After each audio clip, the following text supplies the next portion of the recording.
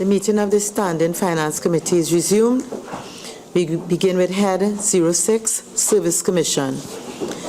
Head 06, Service Commission, $94,013,000. I will now invite the Honorable Minister of Finance to make a brief opening statement. I will now invite the Minister of Public Administration to make a brief opening statement, not exceeding 5 minutes. Madam Chair, I thank you for the opportunity to appear before this committee to answer any questions on recurrent expenditure and on the development program as it pertains to the budgetary allocations for the service commissions. The service commissions are constitutional bodies established under the Trinidad and Tobago Constitution and provide the following functions: appointment to the services under their jurisdiction and to ensure that the persons being appointed satisfy the prerequisites of integrity, skill, ability, training, and experience. Promotion based on training, experience, merit, and ability, and relative seniority, along with relevant promotion examinations. Transfers within their services.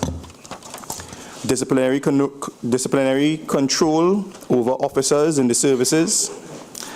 There are 4 service commissions that have full executive power to exercise these functions, and they are the Public Service Commission, which has jurisdiction over civil, fire, and prison services; the Police Service Commission, with powers to appoint, to act, promote, confirm persons to the position of Commissioner of Police and the Deputy Commissioner of Police, to monitor the efficiency and effectiveness of the discharge of the functions of the Commissioner of Police and the Deputy Commissioner of Police, prepare annual performance reports, hear and determine appeals from decisions of the Commissioner of Police as a result of disciplinary hearings.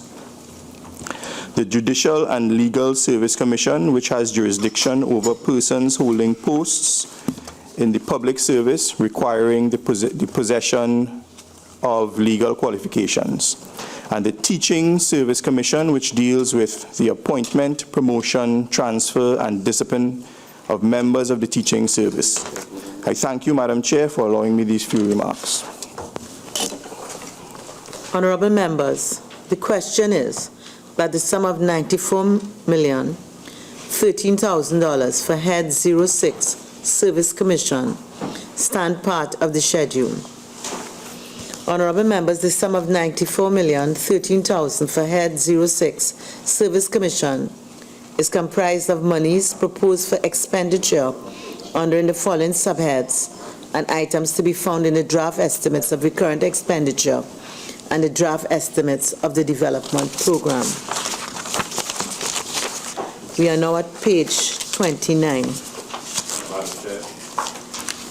Subhead 01, Personal Expenditure, Item 001, General Administration. Honorable Member for Caroni East. I'd just like to go to the question of vacant posts in the public service, in the service commissions. And it's no allocation to it. My experience as Education Minister in the past and related to the Teaching Service Commission, there are thousands of vacancies in the to be filled by the Teaching Service Commission. That's just one. And the general statement is made that there is a deficiency, inadequacy of staff to deal with the question of 16,000 teachers. Would the Honourable Minister be able to say whether any steps are being made to fill positions that might be vacant, or are there, how many positions deal with the service commissions, and are there vacant positions that need to be filled to bring about greater efficiency by these service commissions? Chairman, before the Minister of Public Administration gives further details, I wish to point out to the member that your statement is incorrect. There is in fact an allocation for vacant posts in 2016. Well, this So you're line probably here. looking at the wrong line. Well, I'm looking 1, 2, 3, 4, 5, vacant post salaries, COLA direct charges. Are you not seeing Yes. vacant posts $800,000? No, 2 vacant posts, You're not 200 seeing, and... you're not seeing lower down, vacant posts 800,000? I'm on page 29 in a minute. So am I. So am I. After government contribution to But there group is a health vacant insurance. post salaries at COLA direct See charges where there is no line item shows no fees there. No. Go If down. you look at number 1, 2, 3, 4, 5. Yeah, and if you go down I to- see the one down. So what is the difference between that vacant post salaries and COLA direct charges and the vacant posts you're referring to? What's the difference between those two? That is always confusing for us. All right. I think that could be easily elucidated Right. in writing, or if the minister... Well, tell us now. The Minister of Public Administration may know, or his colleague. Charges, those pertain to the members of the commission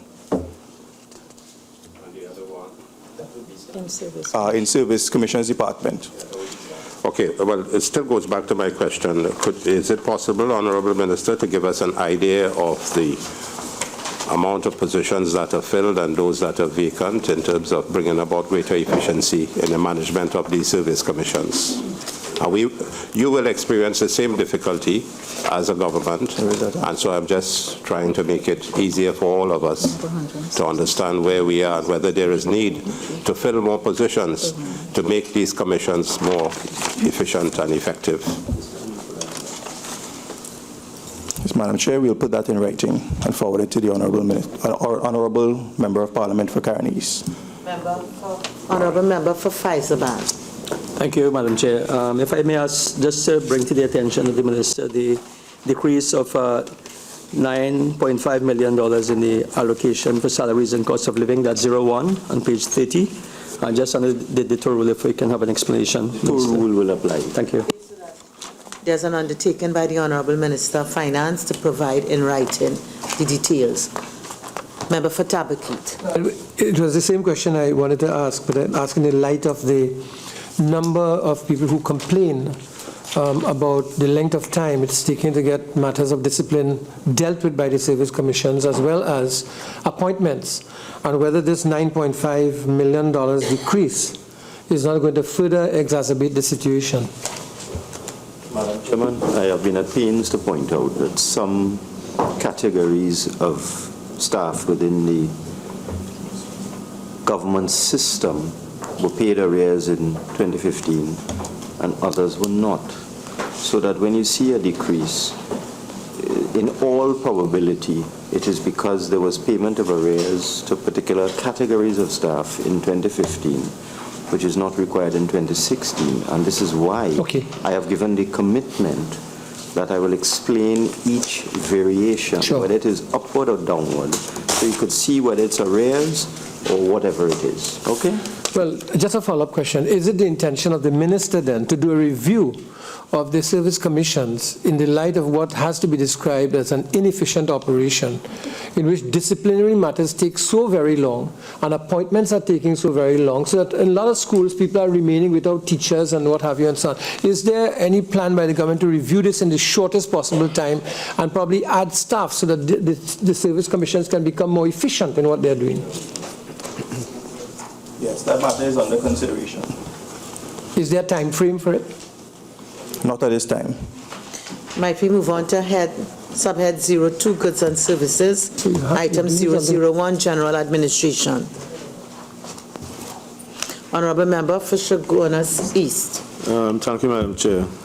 Can I just refer to line item 16, contract employment? Is it possible to get an explanation for that increase, as opposed to simply saying it is increased? 16, and at the same time, while you're there, that's where, Madam Chair, 31. yeah, that's where she is. Page 31. And whether, while we are there, Madam Chair, item 17, the decrease of 200,000 for training, what would have been the cause of this?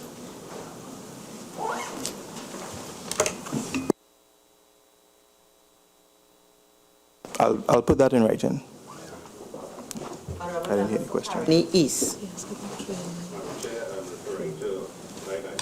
21 on the goods and services, repairs and maintenance of buildings. My appreciation while serving as a minister is that a number of these commissions have complained, and we have tried in our way as a government to assist them with their accommodation.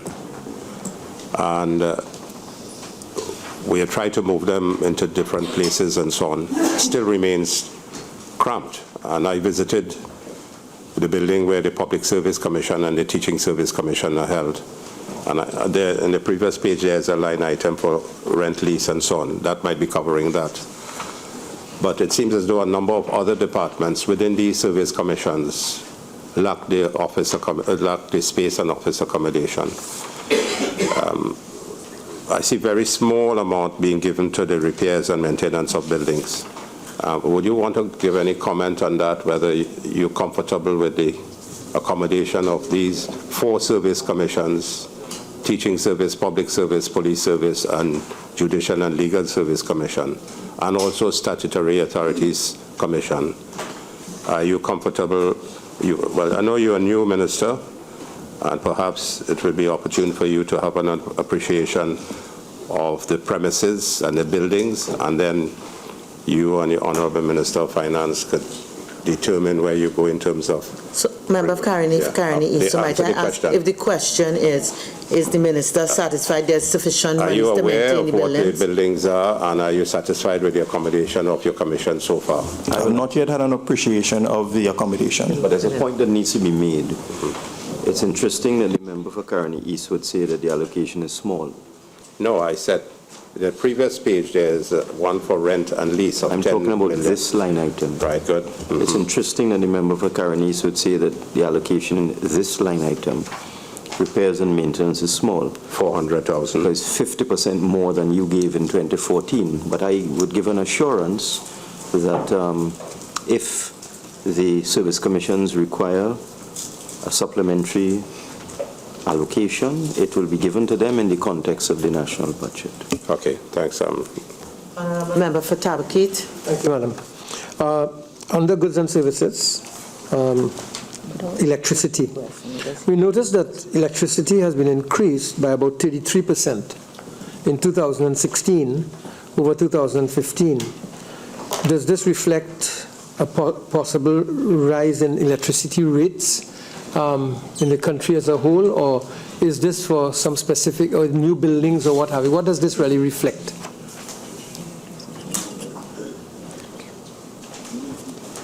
They just moved it. New building. Where is this new building, may I ask? Cipriani Boulevard, DFL building. And that's a new building you're going to occupy? Not new. If you know the development finance building, it's not Yes, I new. know. Corner of Tranquility Street and Cipriani Boulevard, but it's new for the Service Commission, and as a result of the increased accommodation requirements, they'll obviously have to pay increased utilities. So that's what that is all about. Thank you. Honourable Member for Urupuch West. Madam Chair, under 23, I'm seeing fees. I need to know, perhaps, with the Honourable Minister, if he can account or what is that is expected to be provided for that fees of $200,000. The fees are quite, it's quite a long list, so I think this could be given to you in writing. But I simply want to make the point that this department has responsibility for software that is used within the public service, and there would be annual licensing fees associated with the use of software, which are quite substantial. But the minister does have a complete list, which he can give you in writing. Okay? For Carney East. Yeah, on the, I believe we're on page 32 and goods and services. Page 32, we haven't reached there yet. That's okay. another item. Sure. Honourable Member for Tabakit. Yeah, under goods and services again, I was completing my point on electricity. Trying to move ahead. Given what appears to be, a higher cost item as a whole, which is energy in terms of electricity, And given what you see from time to time of buildings in the night with all these lights and nobody in the buildings, does the government and the minister have any plan that can effect energy savings in the use of public buildings? Well, Minister, former Minister, as you can note from the budget statement, we set a target that 10% of energy should come from renewable energy sources by the year 2021. And it's part of an overall drive on the part of this government to conserve energy, to move towards green buildings, to move towards the use of solar energy and wind power where feasible and where possible. And certainly, I am concerned about the electricity bills, and you're right. You drive through Port of Spain and you would see even this light. building. Well, I wouldn't want to cast any aspersions, but you drive through Port of Spain and you see lights on all the time. And we really need to move to the use of building management systems. It's a common methodology where you have a electronic computerized system that would determine what time of day it is. Smart buildings. Would determine the energy needs and would turn off and turn on lights. We really need to move to that to conserve energy, and it's a policy, a manifesto commitment of this government. Honourable Member for Caroni East. It's a short thing. Would it be possible for the Honourable Minister to give us an idea of line item 28, which speaks about contracted services? Of course, it carries the same amount from last year. If you can give us some ideas. Morning,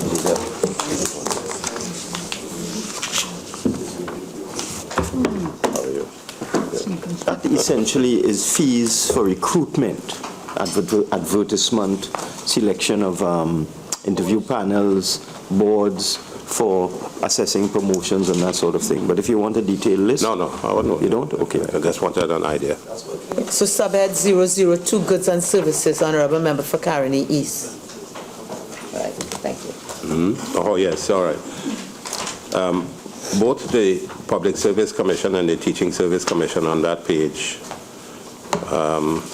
other contracted services, 28 on both items.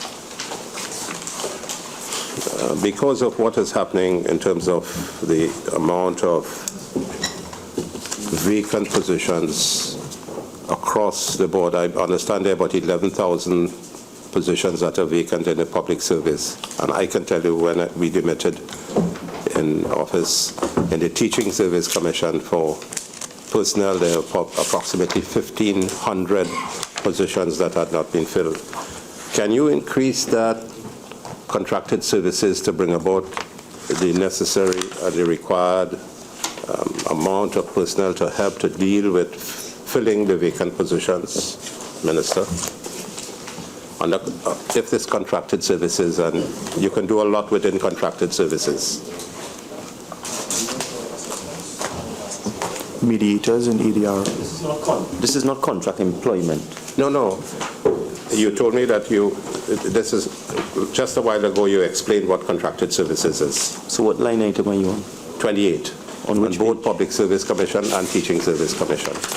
On page 32. Yeah, that's the same thing, contracted services. Yeah. That's not contract employment. No, I know it's, but is there anything within that contracted services? No. That's not for hiring. No, it's not for hiring people. No, to bring up, it's not for hiring people, but can you get a firm or establishment to help you, like pay to the government human resource information's team, pay a contracted service to them to help you get the positions filled?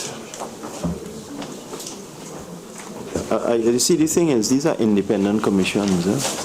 So really, they are the ones that would have to make that request to engage a firm and to use another method in an effort to expedite the recruitment of people. And that's why I was asking you if there is any thought on probably increasing the appropriation in those areas to facilitate that. As I indicated, that if it is necessary to supplement this allocation to the service commissions, that will be done within the context of the budget. This is obviously a very important area. Yeah. But the request will have to come from the commission itself. Minister of Finance, I appreciate you making the commitment to your colleague, the Honorable Minister of Public Administration, that you will give him the support to do what is required to bring these commissions to the efficiency.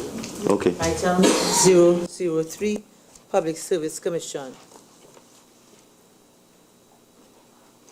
Item 004, Teaching Service Commission. Item 005, Judicial and Legal Service Commission. Item 006, Police Service Commission. Subhead 03, Minor Equipment Purchases. Item 001, General Administration. Item 002, Tobago Services. Honorable Member for Caroni East, we are in item 002, Tobago Services. That's all right. Now we move on to the Development Program, Subhead 09.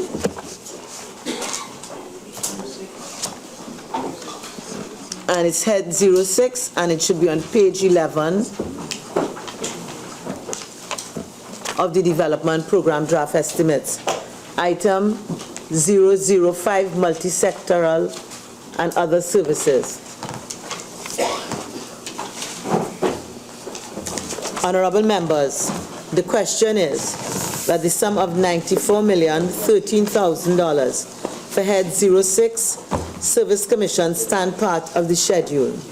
Those in favor say aye. Aye. Those against say no. I think the ayes have it.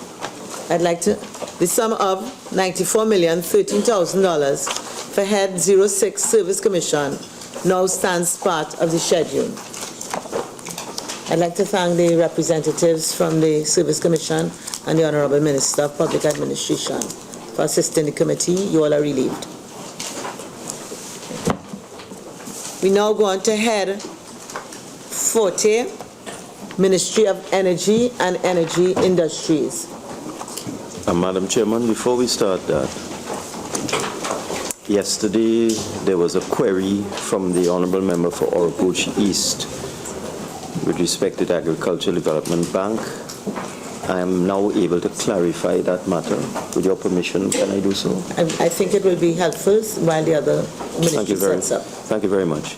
Madam Speaker, I had been told by the Permanent Secretary in the Ministry of Finance that the $75 million allocated and transferred to the Agricultural Development Bank for on-lending to farmers in 2015 had not been utilized up to the end of the fiscal year.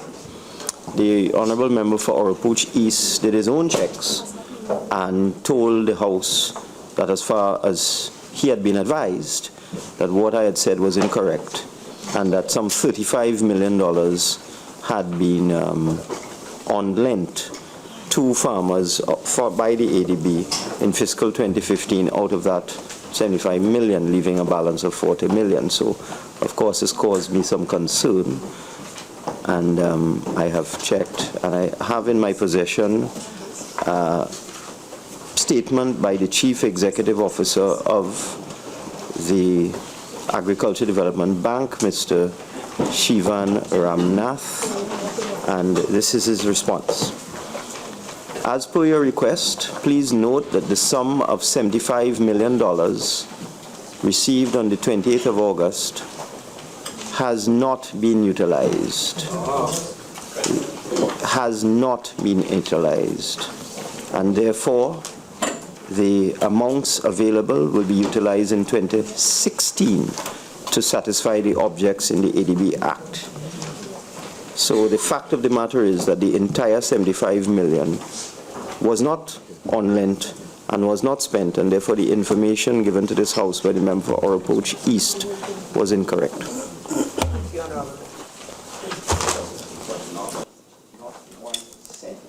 Exactly what I said.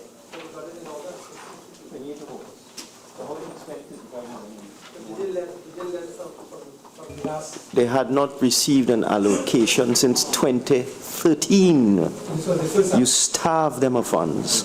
And then when they got the money, they were unable to give farmers 1 cent in 2015. Honourable Member for Tabakit, I think the letter is clear. the letter said the date on which the 75 million had been.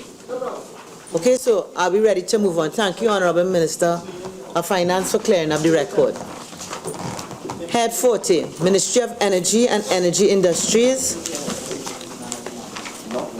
$1,850,658,854. I will now invite the Minister of Energy and Energy Industries to make a brief opening statement, not exceeding 5 minutes. Thank you, Madam Chair, for the opportunity to appear before the Standing Finance Committee as we examine the estimates for the Ministry of Energy and Energy Industries. The areas of responsibility under the Ministry of Energy and Energy Industries include the oil and gas sector, power generation, and the minerals industry. The energy sector is the main driver of the Trinidad and Tobago economy, contributing historically on average approximately 40% of GDP. In 2014, the sector contribution dropped to a low of 37.2% of GDP. Over the past 5 years, the government has been unable to arrest the decline in oil production, which has fallen some 17% from 98,100 barrels per day in 2010 to 81,000 barrels per day in 2014. Similarly, we have seen a persistent decline in our proven gas reserves, from 17.0 TCF at the startup of Train 4 in 2006 to a low of 11.5 TCF in 2014. I acknowledge that I have assumed responsibility for this ministry at a very challenging time, but I view this as a tremendous opportunity. In times of high prices, operational inefficiencies can be masked by windfall profits. However, times of low prices and fall in production do indeed test our ability to effectively and efficiently manage the sector. Accordingly, in an effort to stimulate growth in the sector, this government is committed to creating an environment in which producer companies, both existing and new, become aggressive about seeking new discoveries in oil and gas. During this term, we also intend to place greater attention to the regulation and management of the quarrying industry. There is an allocation of $3 million for the Extractive Industries Transparency Initiative. These funds are earmarked for training as we build capacity in the mineral sector to enable the companies to comply with the reporting requirements for the 2014 and 2015 EITI reports. In addition, the Permanent Local Content Committee will be reconvened and given the mandate to transition from our current local content policy into legislation to ensure that as a nation we receive maximum benefits from our energy sector. Several other committees which have gone dormant under the past administration will also be reconvened. These include the Standing Committee on Energy, the Retail Marketing Advisory Committee, and the Future Power Generation Committee. Correspondingly, there has been an increase in the allocation for remuneration to members of cabinet-appointed committees to cater for the increased activity under this item. Overall, we anticipate that once we cut out the waste, mismanagement, and corruption, we expect to realize increased revenues from our energy resources. Thank you very much. Honorable members, the question is that the sum of $1,850,658,854 for Head 40, Energy and Energy Industries shall stand part of the schedule. Honorable members, the sum of $1,850,658,854 for Head 40, Energy and Energy Industries is comprised of monies proposed for expenditure under the following subheads and items to be found in the draft estimates of recurrent expenditure and the draft estimates of development program. We are at page 289. Subhead 01, Personal Expenditure, Item 001, General Administration. Honorable Member for Superior. Thank you, Madam Chair. Line item 14, remuneration to members of cabinet appointed committees, through you, whether Minister of Finance or Energy. Yeah, my husband said to me last night, you look very tired. He was watching the proceedings. So I was saying, that you kept going and wouldn't stop. He said, no, man, the man looking tired. He said, give him a chance, give him a chance. I am so happy he's looking out So for I'm happy me. to see you this morning. Good morning to you, Minister. Line item 14, Cabinet appointed committees. Would the Minister be so kind as to tell us which are these committees? 1, 2, the members of each of the committees, and the qualifications of these members. If it was just the names of the committees, that would be easy, but since you want the names of the members and the qualifications, you'll have to put that in writing too. Thank you, Minister. Therefore, can we go on to... No, I have a question. Honorable Member for Caroni Central. Under 01, personal expenditure, and 04, current transfers and subsidies, this is on page 288. We can see an overall decrease, and specifically a 3.08 reduction in current transfers and subsidies. Is that explainable simply by the reduction in the price of oil and the subsequent savings from subsidies and transfers? Let me handle that. In the first instance, that's on the summary page. Yes. We will get to it in due course. It's a couple pages long. And you will see when we get there, there's a specific reference to the subsidy on petroleum products. So we can deal with that when we get to that. So we Honorable Member for Superior. Could I also then flag that I would appreciate an explanation of the reduction also for goods and services? Yeah. Are we at 01 personal expenditure, 001 general administration, Honorable Member for Caroni Central? Are we there? Chair, I was looking at this summary page. Well, we started at page 289, so to avoid us having to defer your question too long, might I ask that we take it in the correct turn? Yeah, that's fine. I think you'll It's get just a simple explanation. Yeah, I think you'll get a fuller answer then. Yes, Member for Superior. Thank you, Madam. On the personal expenditure, just to remind us, I see the increase of 1.6 on the ditto question we've been asking on personal expenditure. Okay, so the undertaking given by the Honorable Ditto. Minister of Thank you, Finance, I just think ditto might not look too well in the record. Using it for these. Speaker, I did not come up with that term, ditto. No, we understand it, but that's why I'm taking the pains to make the statement. Let's get along, please. Subhead 02, Goods and Services. Item 001, General Administration. Honorable Member for Chaguanas West. Madam Chair, I want to look at the 08, the rent lease. There's a substantial increase in rental of properties. I want to, what accounts for that?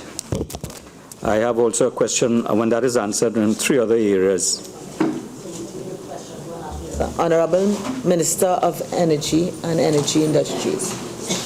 What was the first question? We are on page 290, lease accommodation, line item substantial 08. increase. An explanation for the increase. A new building.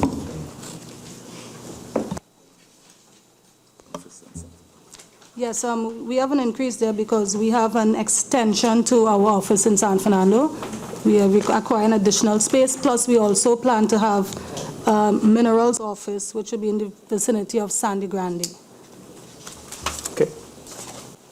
I believe you have another question, Honorable Member for Chaguanas West. Item 17, training. I noticed that there's a significant decrease in training. What accounts for that? Let me answer that. This reduction was made by the Ministry of Finance. We've asked the Ministry of Energy to review their training needs, and we will supplement this allocation if it is required. Well, very well. I don't want to plug for the Minister. Part of the budgeting exercise. You have to balance. Specialized skill sets required in the Ministry of Energy. But you can via funds. So we have asked the Minister to review, and we will supplement and approve environments as and when required. Madam Chaguanas West, I believe you said you had one more question. Two more, yeah.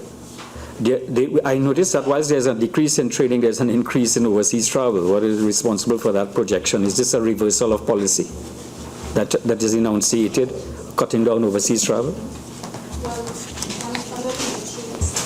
We do have several international obligations as a result of many of the organizations that we belong to, like OLADE and the Gas Exporting Countries Forum, the World Petroleum Council. So based on these international obligations, we do have to maintain those amounts. And you said you have one more question? Yeah. Yes, Madam Chair.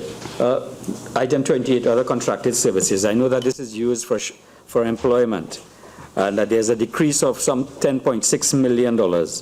So what? Go ahead. Not employment. Okay. What is this services?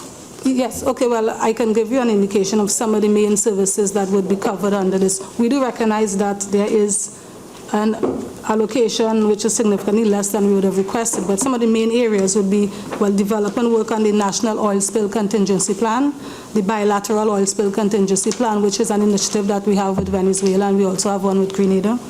There is a contract with the IMA for fingerprinting of oil. This would be important in the events of oil spill. We can identify exactly what the source of it is. There is a gas reserves audit, the Ryder Scott audit. There's an allocation for that. We also intend to do an oil reserves audit. There are some geological surveys and several other contracted services that we have on stream. Honorable Member for Princess Town. Madam Chair, through you to the Honourable Minister, we see on line item 16 an increase of contract employment by 1 million for the graduate training program. Could the Minister indicate, and it's a series of questions I have here with respect to contract employment in some of the other agencies that fall under the Ministry of Energy. First, could the Honourable Minister indicate whether the current graduate training program in Petrotrin will continue in its existing Form 1? How many persons have been sent home since completing the program over the last 2 months? Whether the program will be expanded due to the government's interest in employment? Which areas will be addressed? How many positions? A description of the program and positions? And also, if the Honourable Minister would be kind enough to give us a list of persons who have been retained since completing the graduate training program in Petrotrin over the last 2 months. And also if we can get a list of all existing graduate training programs from all agencies under the Ministry of Energy. Let me deal with that, Madam Chairman. I realize the member is new. It has nothing to do with Petrotrin. This is the Ministry of Energy. Petrotrin would have its own program. There's not a single item here that would have any relationship to any graduate. Madam Chairman, through you again, I understand that, Honourable Minister. I am asking in relation to the Ministry of Energy. If the Honourable Minister will be kind enough, as a line minister with responsibility for these agencies, whether or not you can provide us with that information. But we are not on that line item. I was just about to indicate. We are on the line item, Honourable Chairman. We're dealing with your question is the irrelevant. Ministry of You are irrelevant. Minister of Finance, please. We are dealing with the Ministry of Energy and Energy Industries, and the line item refers to the Ministry of Energy and Energy Industries. So that could we please start off the day with a little measure of tolerance, so that you may be able to get the information you wish using another mechanism that is available to you under the standing orders, but not under this particular item. I understand that, Madam Chairman, but it is in relation to line item 16 of the Honourable Minister not indicate to us. It is not. Excuse me, please. I have determined that I cannot allow that question under this line item. Well, we go back to line item 16 with its specific reference to contract employment with respect to that graduate training program in the ministry, whether or not the Honourable Minister can give us a clear indication of what positions will be created within the ministry, which areas, what sort of criteria will be used to select these persons, and then when we reach to that other area, I would like to raise the issue of the other agencies that fall under the ministry. All right, so right now we're just dealing with your first part of your question. Madam Yes? Chairman, I have said now 4 times, this is now the 5th time, and I know that the honourable member was present for at least 3 of those 4 times, that the Minister of Finance is the one who initiated this program and allocated 55 million to ministries and the Tobago House of Assembly, and that I will, in due course, and I was very clear about this, formulate guidelines and advise the ministries on the mechanism, the terms and conditions, and the modus operandi of the graduate program. And since I have not done that yet, it is unfair to ask a line minister how it would operate. And I've said that now 5 times. Chairman, is it then that the minister is admitting that there is no plan and No, I am admitting program? nothing. I spoke about it in a budget statement just a few days ago, and it is something that we put in place within the next few weeks. Honourable Member for Chaguanas East. Honourable Member for Tabakit. No, he asked the question. Much obliged. So that, can we move on now and we go to item subhead 03, minor equipment purchases, item 001, general administration. Subhead 04, current transfers and subsidies, item 001, regional bodies. Honourable Member for Caroni Central. I just want the decrease of $3 billion to be explained, that's all. On the regional bodies 001. We're at page 291. Yeah. Yes, that decrease is as a result of significant arrears which were due last year, which have been paid. So there's no need to allocate that additional sum. Okay. Item 004, international. Honourable Member for Superior. We're at 001, regional bodies. The Minister gave an explanation about on the household 01. Yes. And I wanted, if I may, to follow up on her response. And that's what I'm asking, if we are in 001, regional bodies. 00701, no. Yes. No, ma'am, not regional, shortfall in subsidies. We are at 0. Okay, I apologize. That's all right. Withdraw the question. Okay, international. Item went 0. ahead. Item 004, international bodies. Item 007, households. Honourable.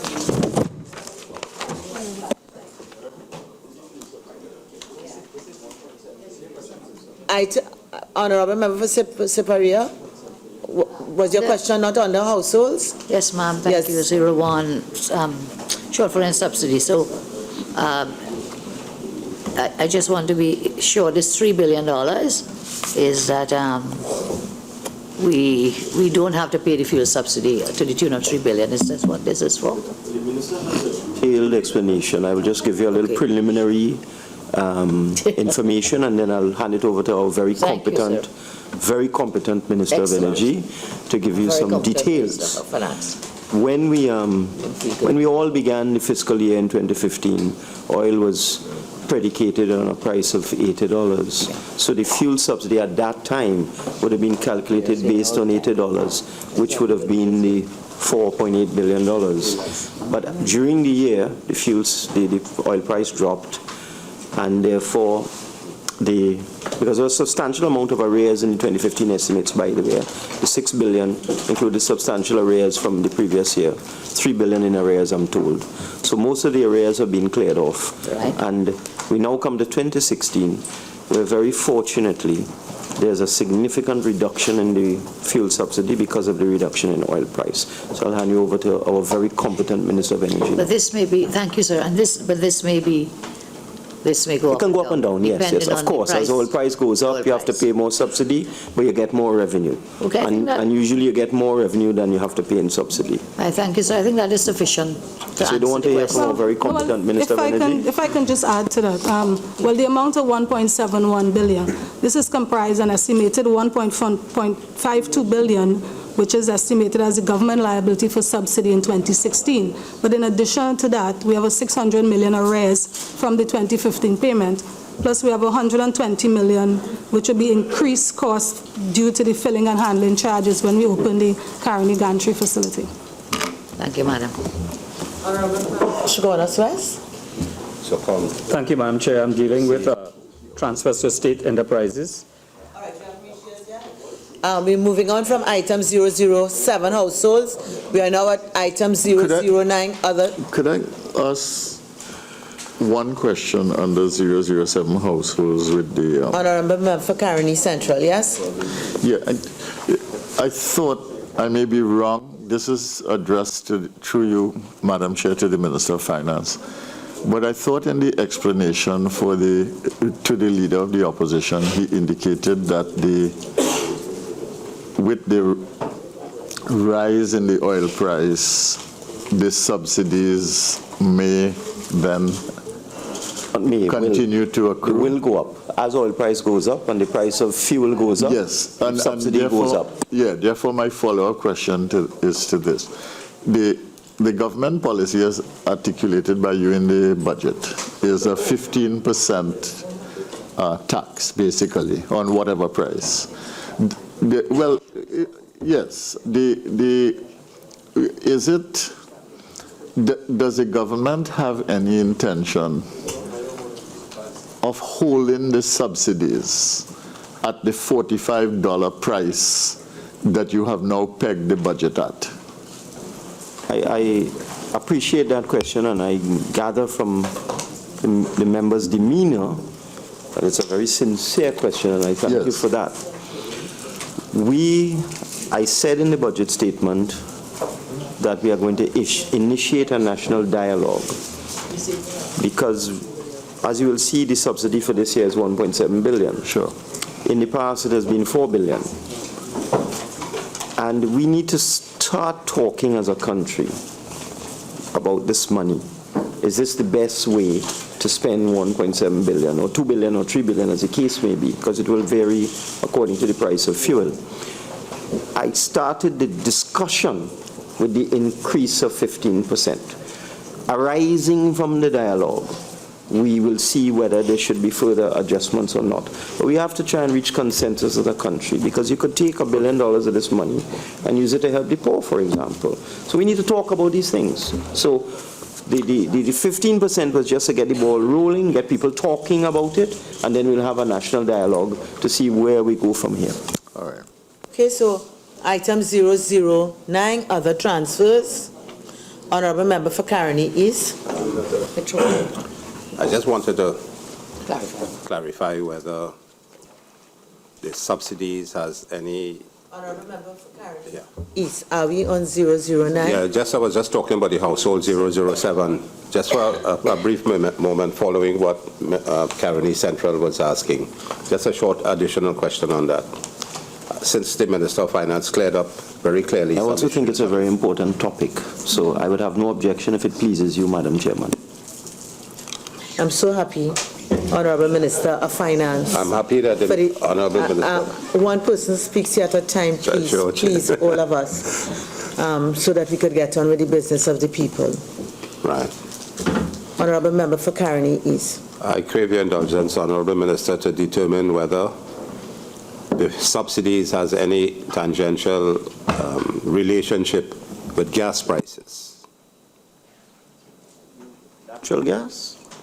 The gas, yeah. Yeah, when you say gas, you mean natural gas? Which we pegged at 2.75. No. This is petroleum products, which would be diesel, premium gasoline, super gasoline. Petroleum products. It's Thank not. you. It's not. Well, gas. Appreciate your answer. It's not natural gas. Good.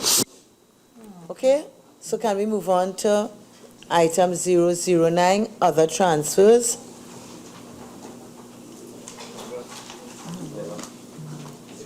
Item 011, transfers to state enterprises.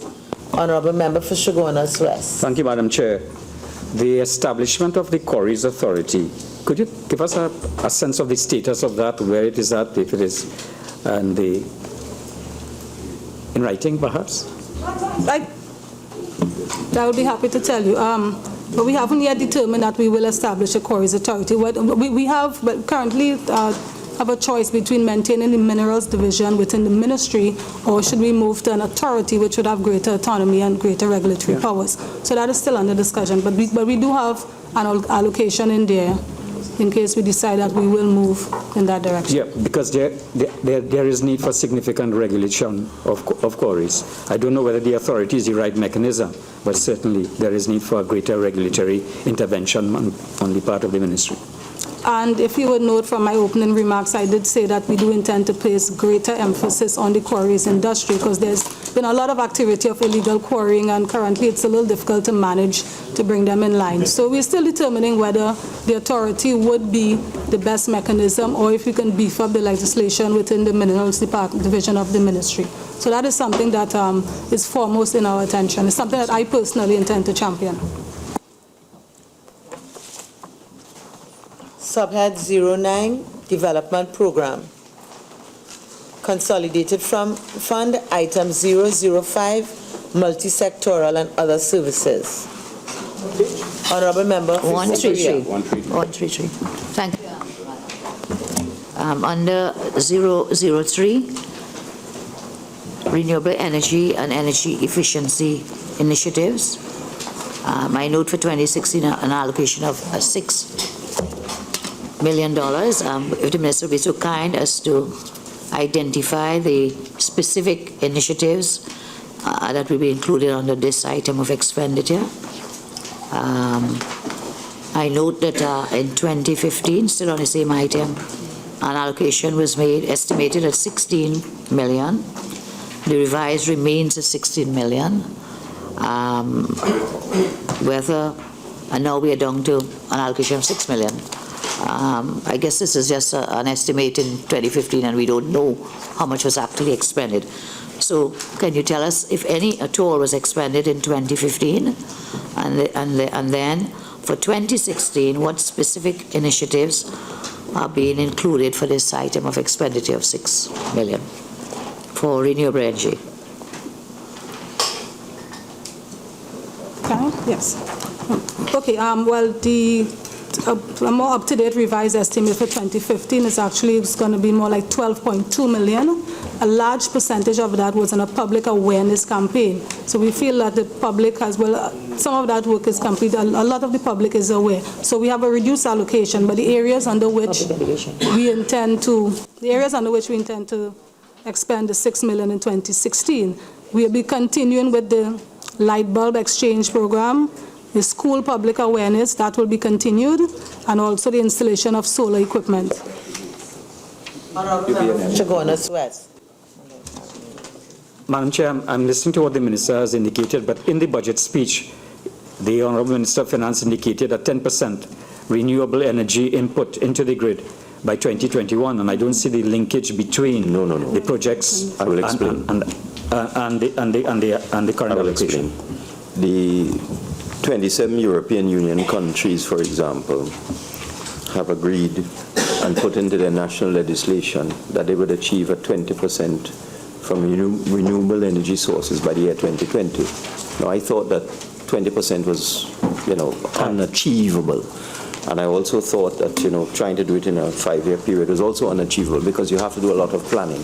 So we will be planning how we would have this major thrust to encourage people to use solar energy and wind energy. And I think it's a national discussion, because at this point in time, these forms of renewable energy are quite expensive. So they're coming down. Wind energy, the cost of wind energy is coming down. Solar energy is still quite expensive. But we do need to discuss this. There's a view that we should not be talking about our carbon footprint, because even though we're the second largest country per capita in terms of carbon emissions, when you look on the map, you'll just see a little dot in terms of quantum.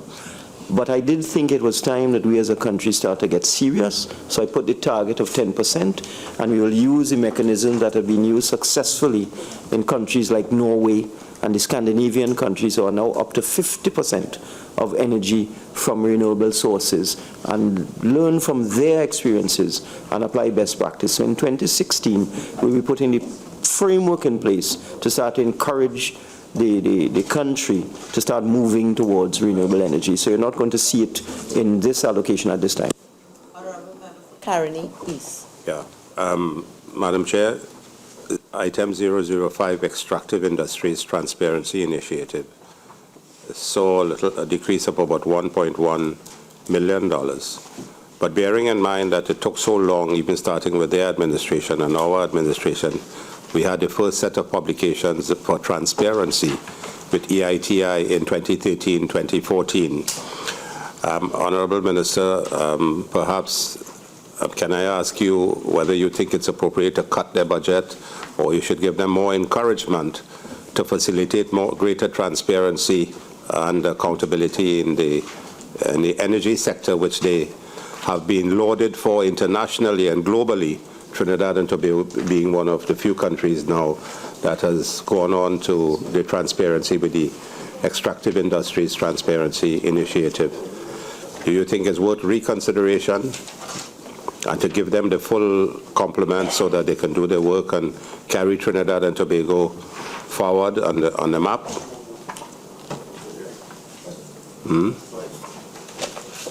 Well, it isn't that we have cut their budget. We have given them exactly what they have requested, and this is the amount that they have requested for 2016. But I did mention in my opening statement that some of these funds will be expending in capacity building, particularly in the mineral sector, because in the previous reports, the mineral sector were not included, and we intend to have them included in subsequent reports. So a lot of this funds is going to place some focus on the minerals mining industry. I just want to make one little point on what the Minister of Finance said. I crave indulgence, Madam Chair. We have 20 schools now that have solar energy, and so therefore it's a way to look at 134 secondary schools with solar energy. So while you may want to talk, we have already gone forward with implementation. We will do this together. If I can just mention that we also plan to install some photovoltaic exterior lighting at 15 community centers, and solar-powered water distillation units and photovoltaic exterior lighting technologies at 15 secondary schools. So we are pressing ahead with this initiative. The Minister of Education will be happy. Carney Central, and then When we look at both the expenditure budget and the development, the expenditure allocation and the development allocations, the Minister of Finance in his budget presentation talked about the challenge of production. And he did mention, for instance, lease operatorships to small players in the gas industry. I don't see anything that would identify in the budgetary allocation anything related to the production side. I wonder if either the Minister of Finance or the Minister of Energy would care to address the issue of how we manage or how we focus on the production side. Yeah, I'll answer that. We have already had meetings. Now, a lot of this has to do with fiscal incentives. It's not really investing money. It's really waiving taxes and giving tax holidays and giving particular fiscal regimes that will encourage people to invest in particular areas in the energy sector. And if you look at what we said in the budget statement and also otherwise, we are going to have open forum with the upstream, midstream, downstream service companies. From the perspective of the Ministry of Finance, we'll be calling for submissions from all the players in the energy sector in terms of their views on the fiscal regime. I already met with the Energy Chamber very briefly before the budget, and they have asked for us to look at the level of supplementary petroleum tax. They've made the point, for example, that when the SPT was set at $50, oil was about $25. and then you would have some conflict in the Middle East or something like that, would suddenly escalate the price up to $50. So with no additional investment on the part of the energy companies, they would make windfall profits. So it was a windfall tax, and it's used all around the world. Supplementary petroleum tax is not unique to Trinidad. It's designed to allow governments to get some of the windfall profits that oil companies make when there's a sudden escalation in price that has nothing to do with them. They haven't invested in plant and equipment. So they asked us to review the SPT. It's very complex. We're looking at it because if you do raise the SPT threshold, then of course that results in a loss of revenue to the government. But the point they made is that if we don't consider it, then they may not be able to invest in further production. And then you have the problems with small fields that don't have the capital necessary to invest, and they need assistance in terms of fiscal incentives. Then you have stranded gas, then you have problems with secondary recovery and so on. We have all of these issues because we are a mature oil province. We're not a new oil province. You know, our reserves are declining, our fields are old, we're now going into the deep water, so that I have decided the best thing to do, and of course the Ministry of Energy will be doing their own initiatives and approaches with respect to this matter. But after this debate is over, there will be a formal call for submissions from the industry as to what we as a government can do to incentivize them to get involved in production. It is similar to what was done in United Kingdom in 2014. They faced the same problem, that there was decline in production, oil companies pulling out, so they had a call for evidence, and it resulted in a lot of changes, and now they're getting increased investment. So that's the approach we're going to use. Thank you, Chair.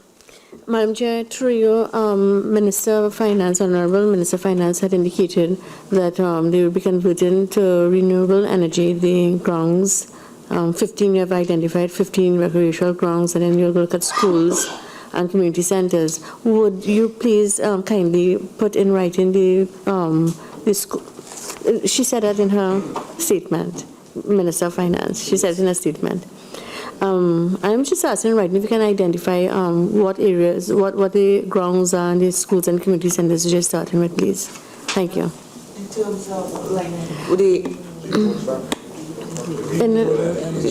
the renewable energy projects? Yes. All right. Yeah. Yes. All right. Thank you very much. Thanks. So that will be given in writing. All right. So can we move on then to the Infrastructure Development Fund? That is at page 311. Item 003, Economic Infrastructure. The Honourable Member for Siparia. Madam Chair, line item 001, Development of Industrial Sites, an allocation of $40 million. Would the Minister be so kind as to provide a list of the sites to be developed in 2016? So we take that in writing.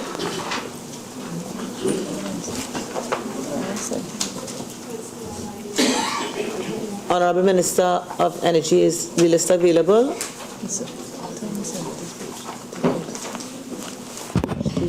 I'll provide it in writing. Thank you, Madam. And 005, development of new port facilities, a $40 million allocation. What projects will this fund? Which projects? Again, a list of the projects, new port development. Yes, so these new port facilities are the Brighton Port in Ludbury and the Galeota ports, Port 1A, 1B, and Port number 2 at Galeota. So it's Brighton and Galeota. Those are the ongoing projects. Those are ongoing from 2015? Those are the ongoing projects, yes they are. Thank you, Minister. Honourable Member for Miaro. Thank you, Madam Chairman. Minister, she answered the question, so thank you. All right, so, Honourable Members, the question is that the sum of $1,850,658,854 for Head 40 Energy and Energy Industries stand part of the schedule. Those in favor say aye. Aye. Those against say no. I think the ayes have it. The sum of $1,850,658,854 for Head 40 Energy and Energy Industries now stand part of the schedule. I'd like to thank the Honourable Minister for Energy and Energy Industries and the representatives of that ministry for coming and assisting the committee. You all are relieved.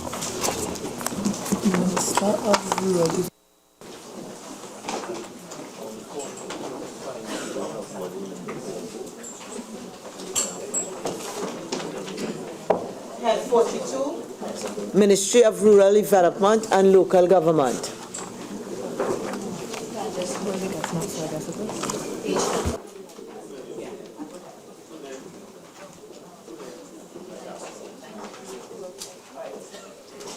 We are at page 293 of the draft estimates for recurrent.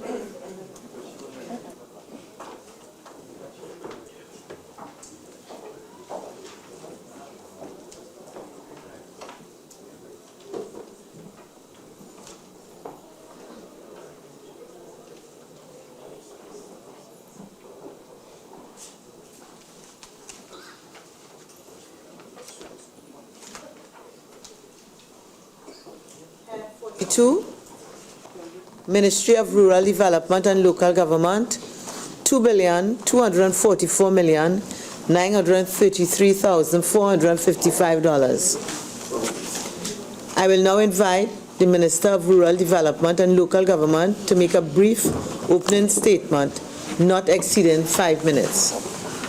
Okay, thank you very much, Madam Chairman. I will start by saying it is certainly a personal pleasure and privilege for me to sit in this honorable house once again after a hiatus of 8 years.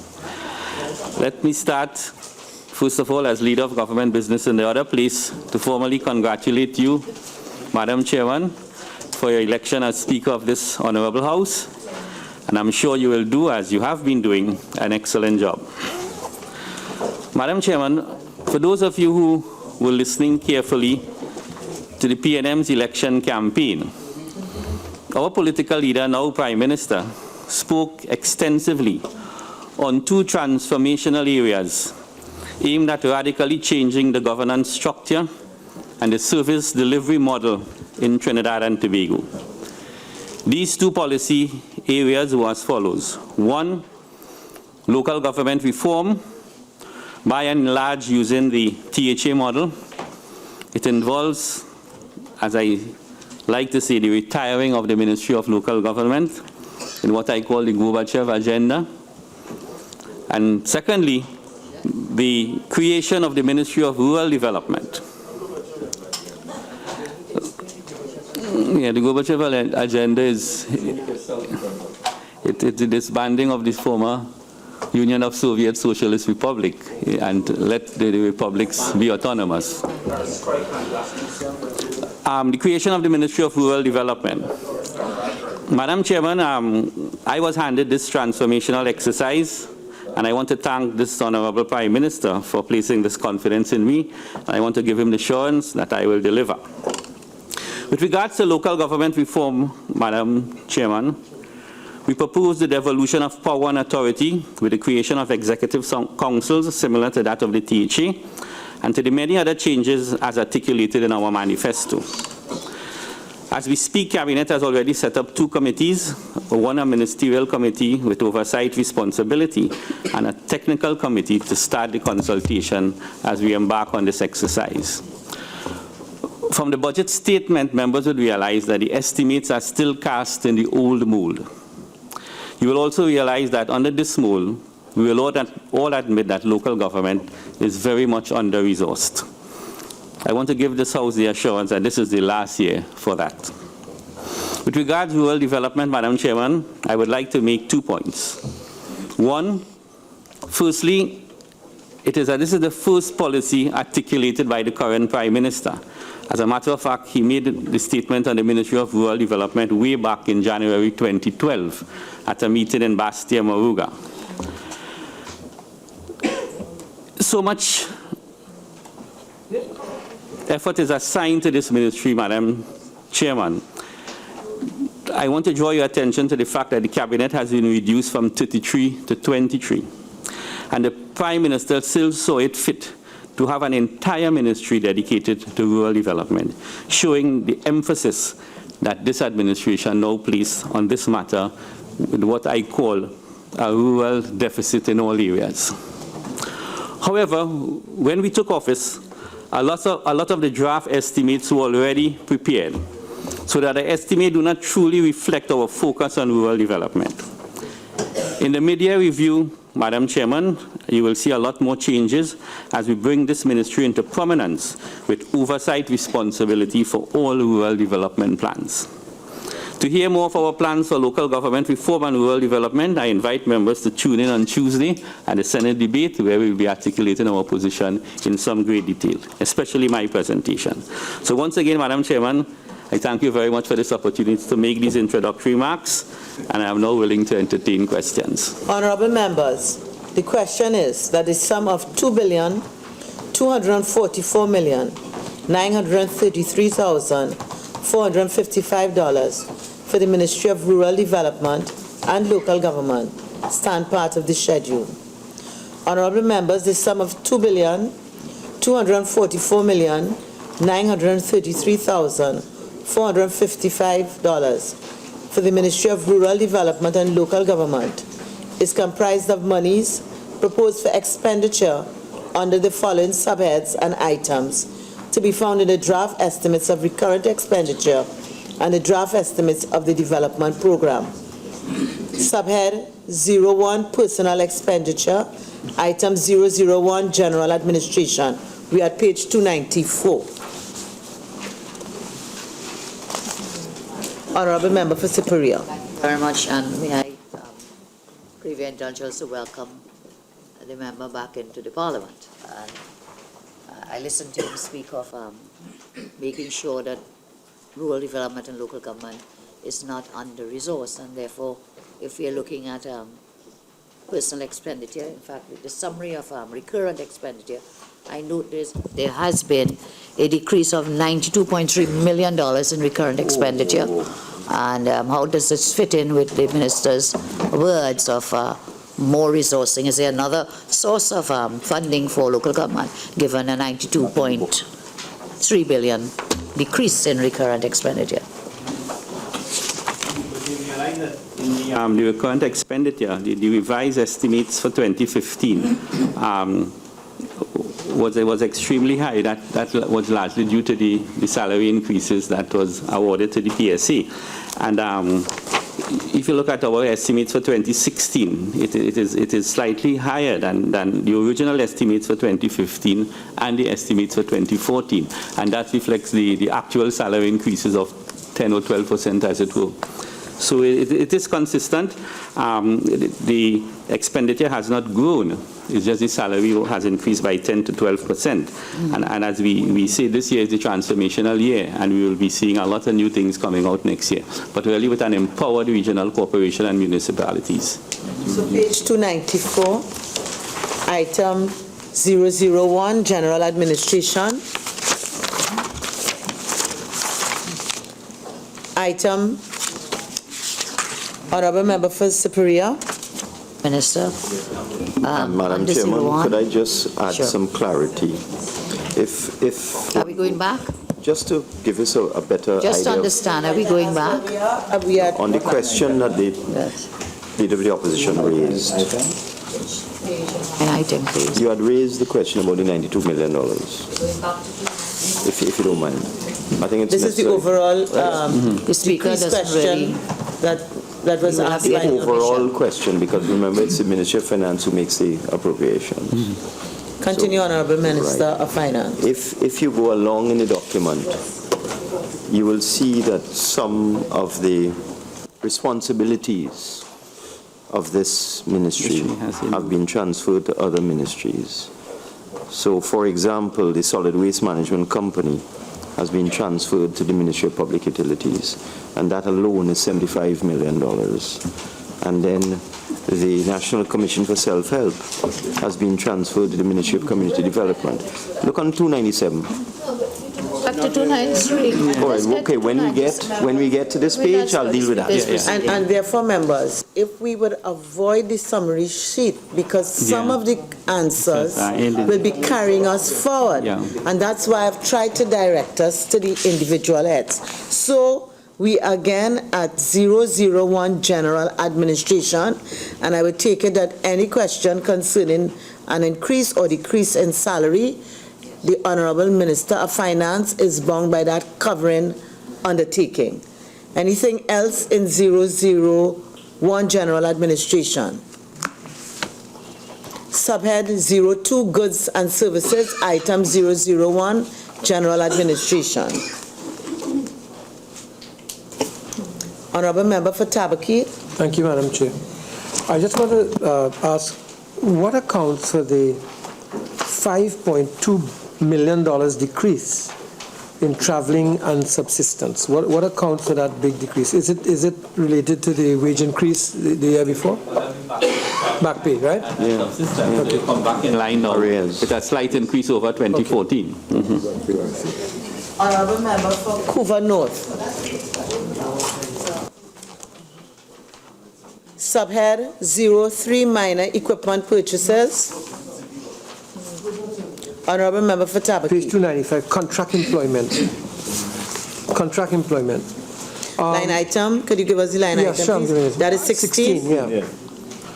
Contract employment is $25.7 million.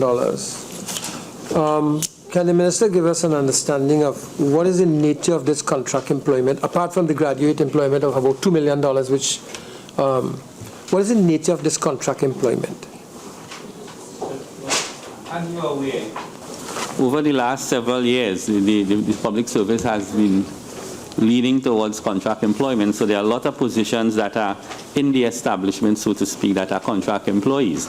As a matter of fact, the contract establishment in the Ministry of Local Government is 338, and the established public service position is now getting smaller and smaller as a percentage of the public service, and is something that the Minister of Labor and the Prime Minister has indicated that they want to bring some sanity into.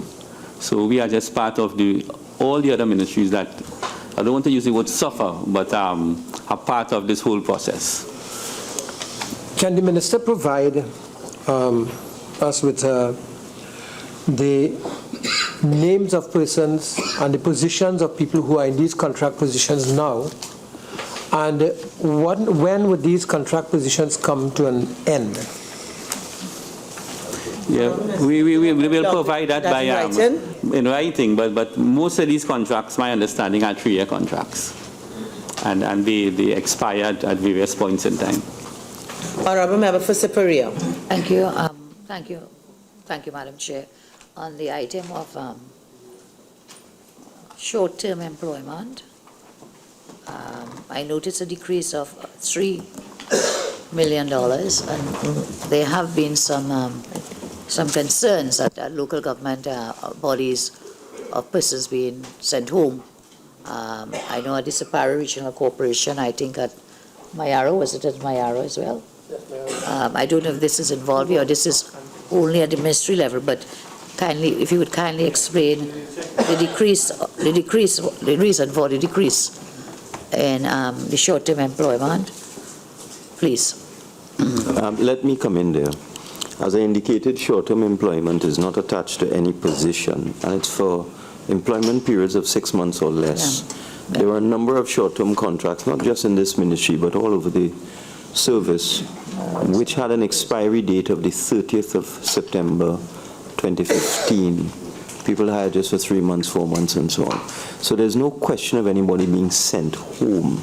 The short-term contracts came to an end, and all ministers have been asked to review these short-term contracts that people were just hired in June or July or some time like that.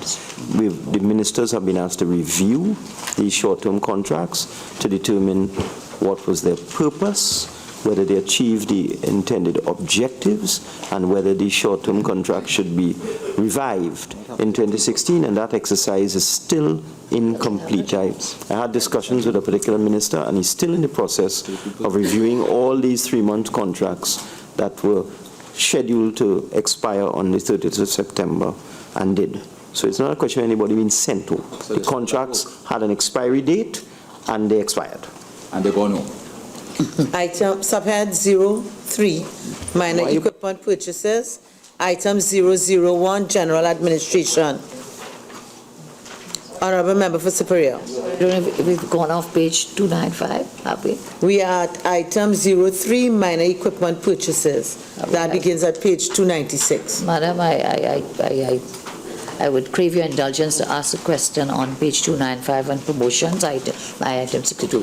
You had gone I would allow it on this occasion, but I would really like all members. I will try my best, madam. Yes, thank you very much. Sometimes, you know, the pages move faster than we can keep up with it. Page 295, and I thank you for allowing the question. Line item 62, promotions, publicity and printing. I notice an increase here of an increase in the allocation. And I make this comment because I've noticed this is one of the few ministries where you actually have an increase in promotions and so on. Would the minister kindly indicate how he intends to expend this money, if there's any specific reason why it has increased? Prefer here is that over the coming months, there will be a minimum of 15 consultations that we will be hosting, 14 in the regional corporation and 1 with the Tobago House of Assembly to gain some institutional knowledge from them as to how they have rolled out their plans. So a lot of this expenditure there could be carried, and as a matter of fact, that is insufficient. So we may have to come back for a vote in the media review via some money, because the consultation process will be elaborate. Thank you, Minister.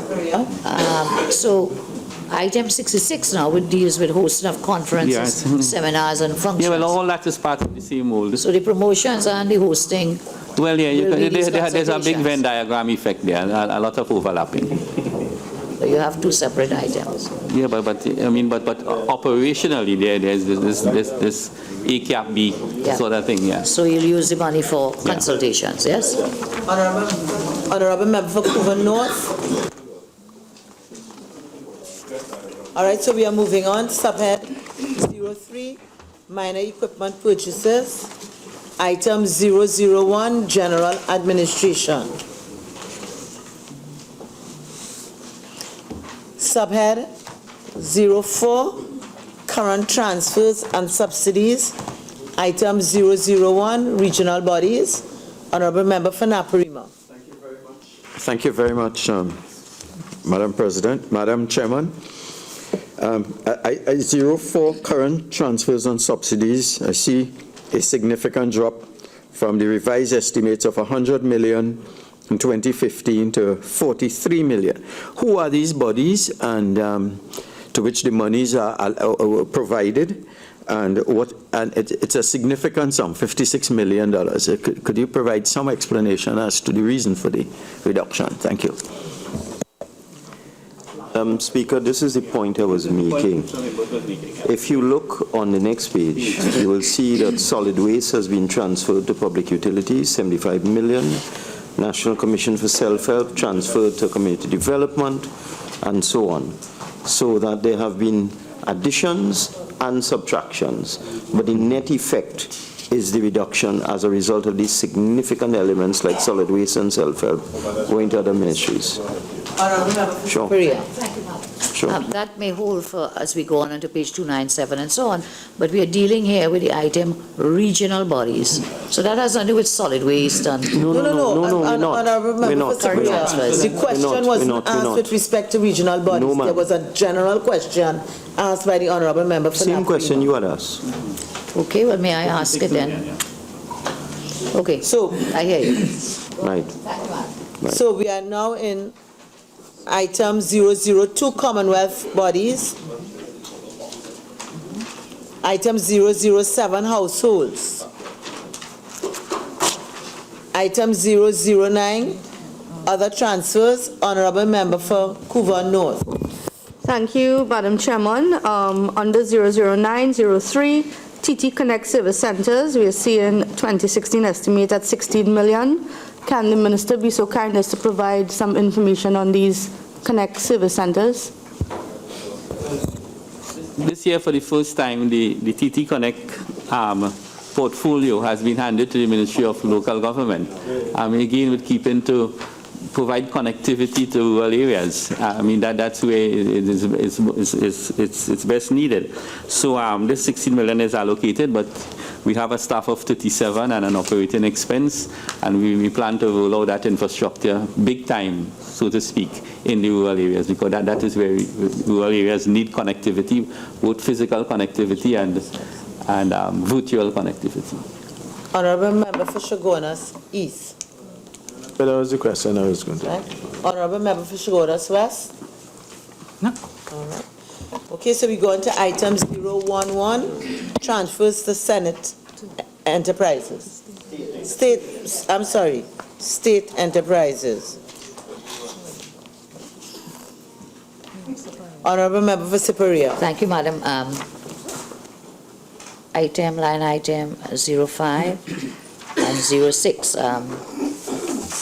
I note that we are transferring to RDC monies for the construction of the Princeton Regional Corporation building. Yes, I welcome that because I know we had pushed really hard to have the designs and so on done. Can I ask if there's any similar provision for the Penal Davy Regional Corporation building?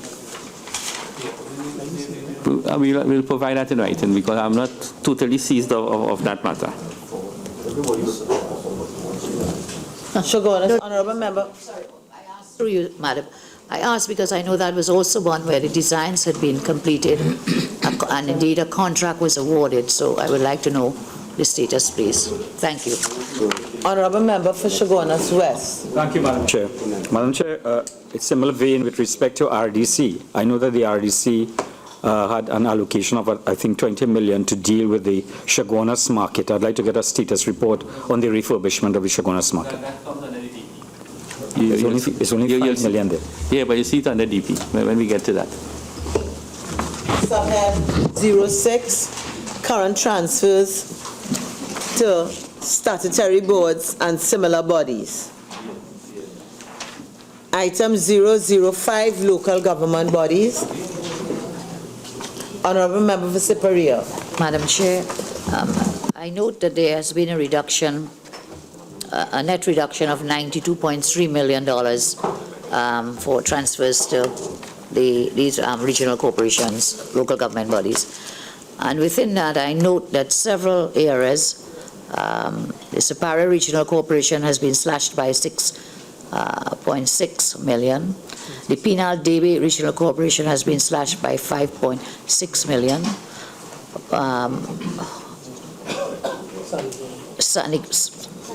Several have been slashed. I mentioned those two because they fall within my constituency areas, and I would be very happy to get an explanation of why such a drastic drop in funding in these areas, Superior Regional Corporation and the Penal Davy Regional Corporation. Madam Chairman, if the member would look at the whole list, you will see, for example, which is the old list, please? The whole list. Port of Spain, San Fernando, Arima, there's a total reduction, I said. Yes, yes. But if you look inside the various items, you'll see, for example, the Chaguanas Borough Corporation has been increased from 89 million to 100 million. So there's no... and the Couva Tabakit Calparo Corporation has also been increased. Sure. So the Princestown Regional Corporation has been increased. Has not been increased.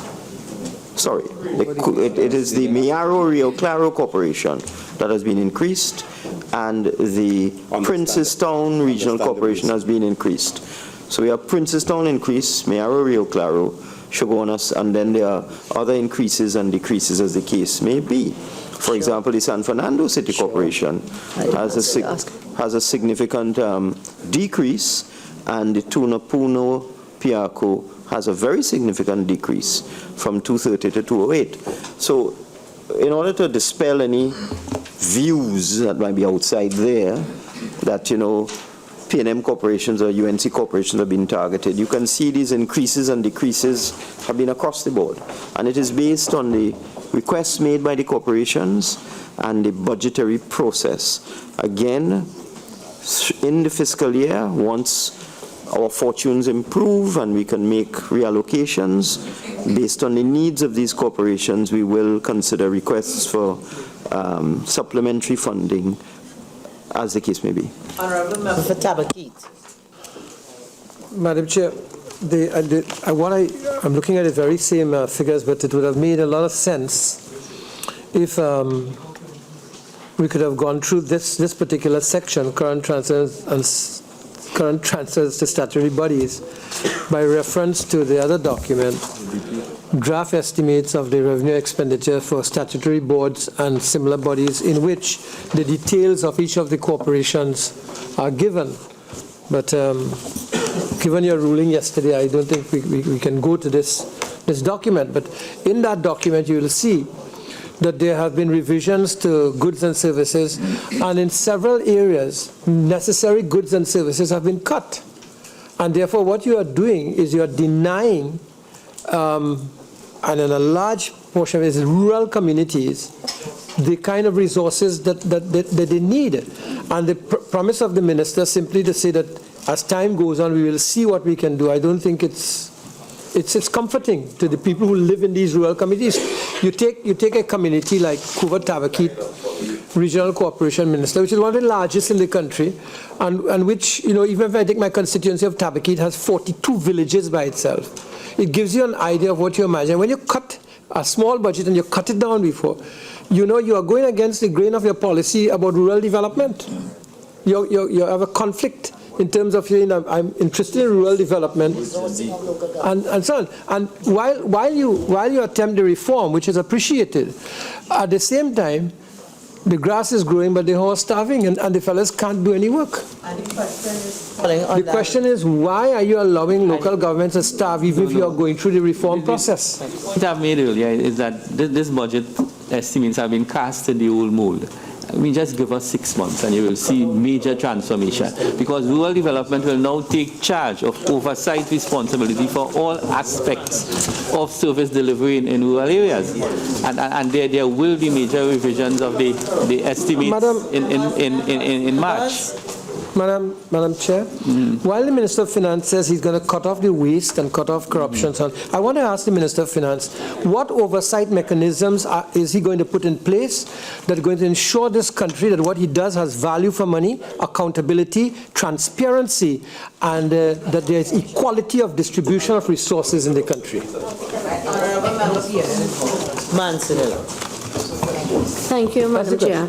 Madam Chair, just to concur with my colleague, I have gone through the documents in detail, and I do see that there is a reduction in a number of goods and services that would really provide. And so, therefore, I would like to ask specifically for line item 31, Sandy Grande Regional Corporation, how will the decrease in the allocation really impact upon the improvements that have been promised, in light of the fact that even in today's papers, there's someone who's writing from Toko applauding the efforts of the government of what it is you plan to do in Toko, and yet there is a decrease. And so I myself would like to know how will the improvements be achieved. Thank you.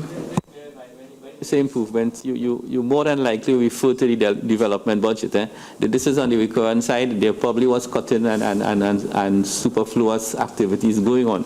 But really and truly, you see the impact of the development process from the DP, not from the recurrent side. I will be going to the DP with you. Okay, yeah, well, we'll talk when we reach the DP. Yeah. Honourable Member for Caroni Central.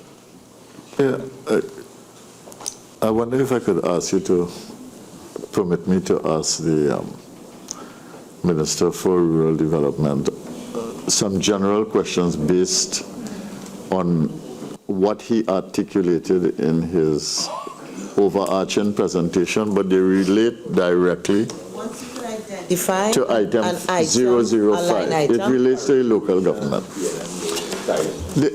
You see, I'm having a little confusion, right?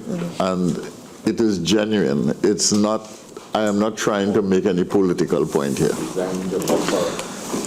The confusion has to do with this. Local government, the ministry, central, is being removed. Local government, the 14 regional corporations, are going to be strengthened a la House of Assembly model.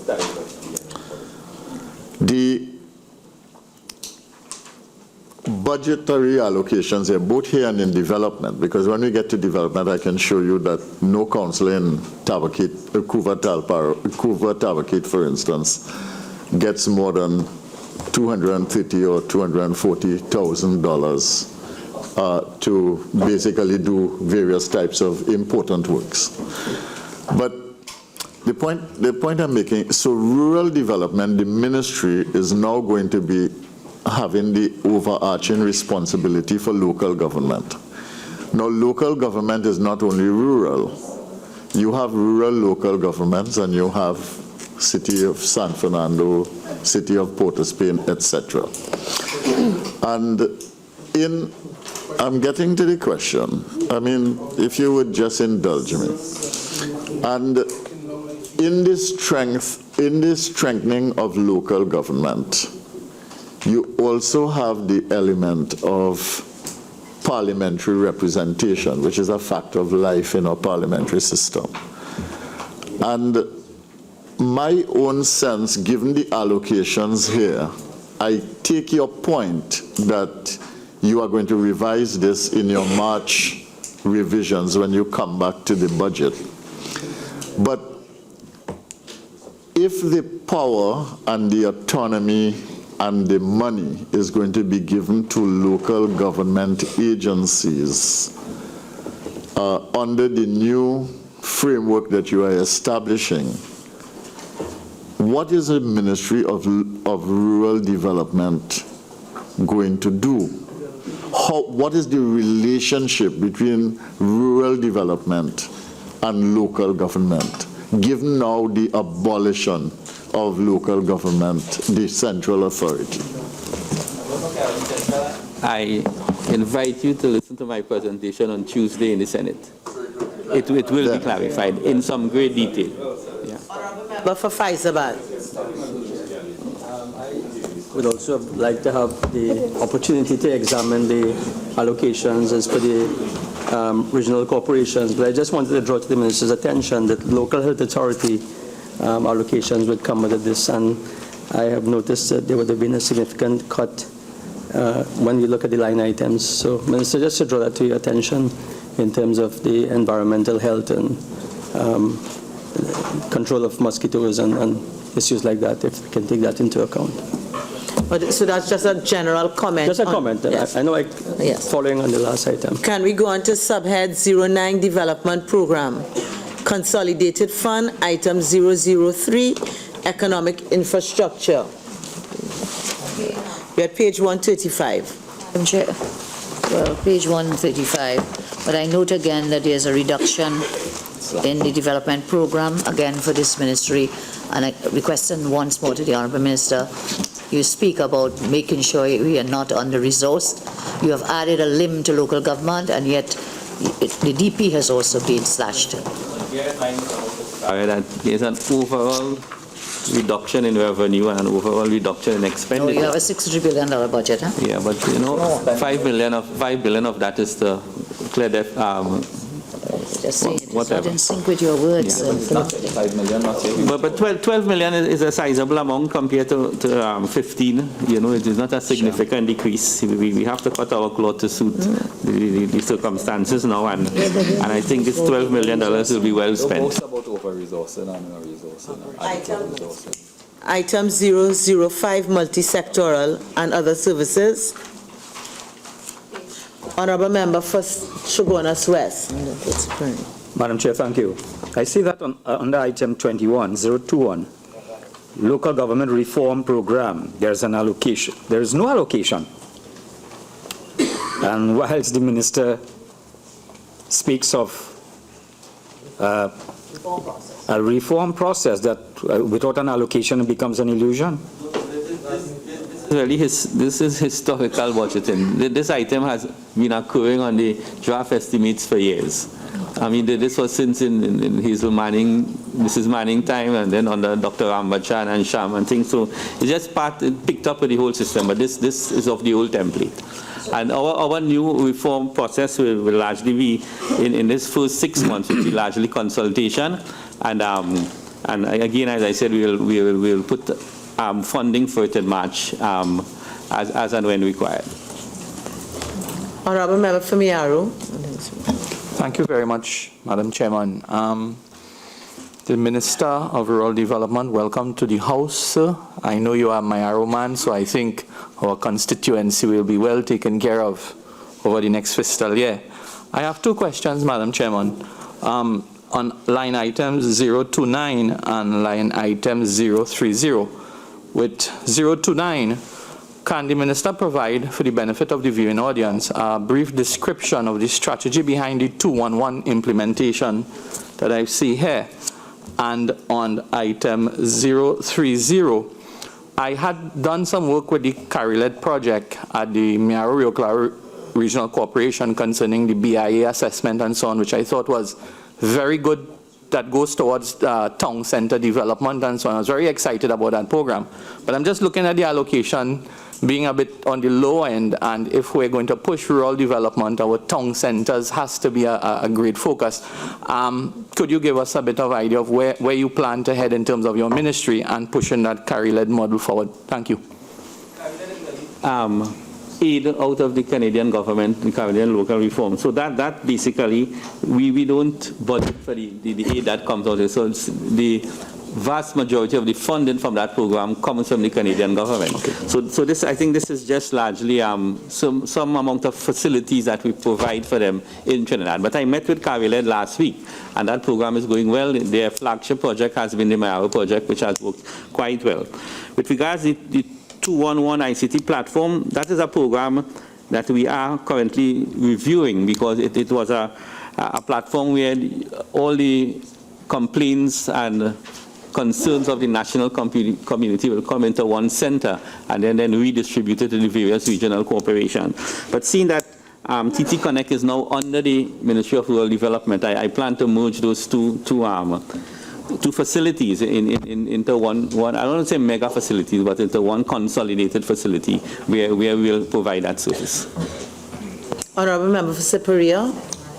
Line item 031, amendment of the Municipal Corporation Act. I note an allocation of $1 million. Would you explain how amending the act will cost you $1 million? Isn't it not under the jurisdiction of the Office of the Attorney General? I guess it's a generic term that covers part of the reform process. That's all I can say right now. But I will check to see exactly what was meant by that. Well, I could probably get back to you. Yeah. Thereafter. Item 060, please, on the same page.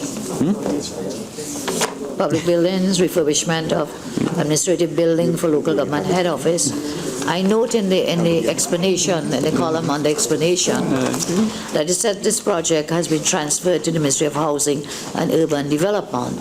And therefore, I ask the question, why is $1 million allocated under this head if it's now under another head of expenditure, namely Ministry of Housing? Why are we duplicating it here and there? Projects number 53 and 55, which is New City Mall and East Side Plaza. That's very noted. Okay, thank you, Minister. So this $1 million... It's just typed in the wrong area, but if you check it, project numbers 53 and 55. I am guided. So this particular project, 060, the allocation of $1 million. Yeah. What is proposed to be done with this? Well, I think there's still some repairs to be done at Kent House. It's an old building. I mean, some funding was allocated in previous years gone by. It has improved significantly. I think the office is reasonably well done. Sure. But there's still some work to be done. Minister, if my memory serves me right, number one, Alexandra was being outfitted for the head office for your ministry, the Ministry of Local Government. You're now telling me the Kent houses need of refurbishments continue. If you want to hear about one Alexandra, tune on Tuesday. No, will you give us in writing? I mean, please. Then we could stop now and just... Just That is not a line item. This is the administrative office. This is Kent House. It is not One Alexandra. It has nothing to do with One Alexandra. refurbishment is being done to Kent House. At One Alexandra. Stop the rotation and we are working. Okay, members, can we go on to... Well, I guess we'll find it in here somewhere. Can we go on to item, the Infrastructure Development Fund, page 313?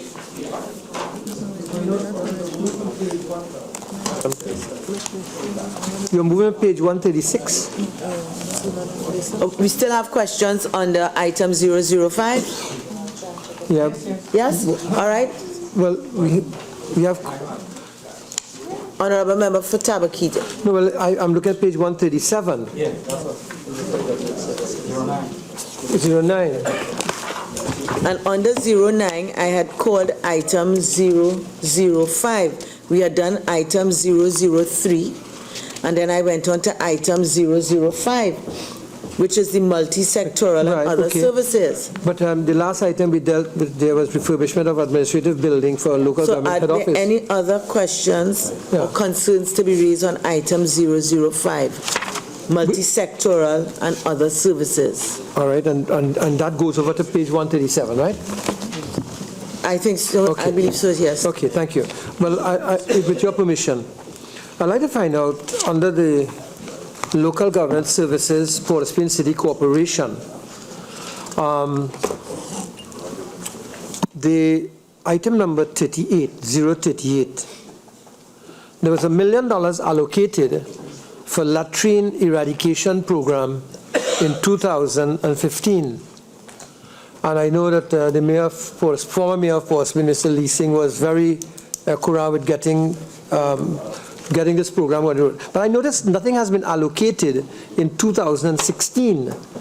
And given that the government has expressed its interest to develop certain areas of Port of Spain, why is it that you have not allocated money there in order to continue this program? Allocated in the revised estimate of 2015. Yeah. So nothing has been requested by the Port of Spain City Corporation for this? Didn't spend any money. Didn't spend anything. Look at the 2015 revised estimate. So you're not giving them any money? But they didn't spend any money. But they don't have the money, do they? The money has been returned, isn't that so? Do they have this $1 million still? The revised estimate indicates there was no expenditure under this line item. So when that happens, the Budgets Division would consult and make a determination as to whether they should allocate to the item in the next fiscal year. Do they have this $1 million as unspent balances that they can now use for this program? Minister of Finance. Well, I'm afraid that is something you will have to get in writing. Yeah. As you know, unspent balances could only be used for certain Okay, things. so further question. Does the Port of Spain City Corporation still have a latrine eradication program? I think you'll have to get that in writing. Well, I'll have to consult with the corporation. Yeah, but there is no funding here. There is no funding. Yeah. You have a program with no funding. But let me get back to you in writing on that one. I should say yes. You will get it in writing. Yeah. Actually, the question was asked by the honourable member for Tabaki. Honourable member for Kamuta Mansanilla. Chair, I just want to know if on the 09, if we're continuing pages, my question is on page 141. Once we are waiting the item 005, multi-sectoral and other services, I'll entertain it. Thank you, Madam Chair. Under line item 233, if through you, the Honourable Minister can provide me with the areas where you will be having the drainage and irrigation program. Right, actually. And also, will you consider at all for line 2?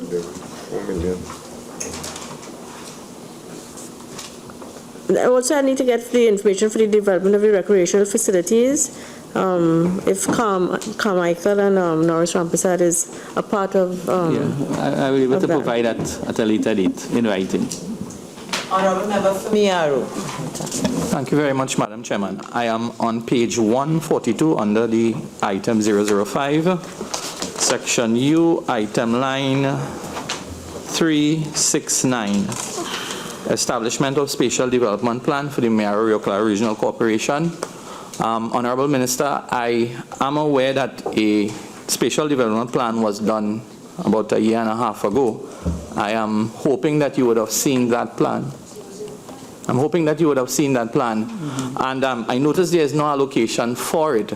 But there were several areas in that plan in terms of the upgrading of the Pleasance Beach area, the Ottawa River Bank, certain areas of the Church Road Church. Could you give us an idea in terms of, whether this is something that would fall under your new ministry? And would you be adopting that spatial development plan for consideration, just for the benefit of our viewing audience? Thank you. Under review, because the spatial development plans were developed by the Ministry of Local Government, and in my opinion, without sufficient consultation with the regional corporation. If you check the PNM manifesto, we said we were going with 14 regional plans to be developed by the corporations in an autonomous fashion, so that they will determine what their priorities are. Obviously, in consultation with some scientific knowledge in terms of spatial development plan, how do you go about the planning process and do ad hocly assign projects. So this spatial development plan, while it is there, I think it was too much of an up-down situation, and we will now empower the corporations to come up with their own regional plans. Thank you, Minister. Just 1 minute, Madam Chairman. What I do know, I know the plan was driven through the corporation.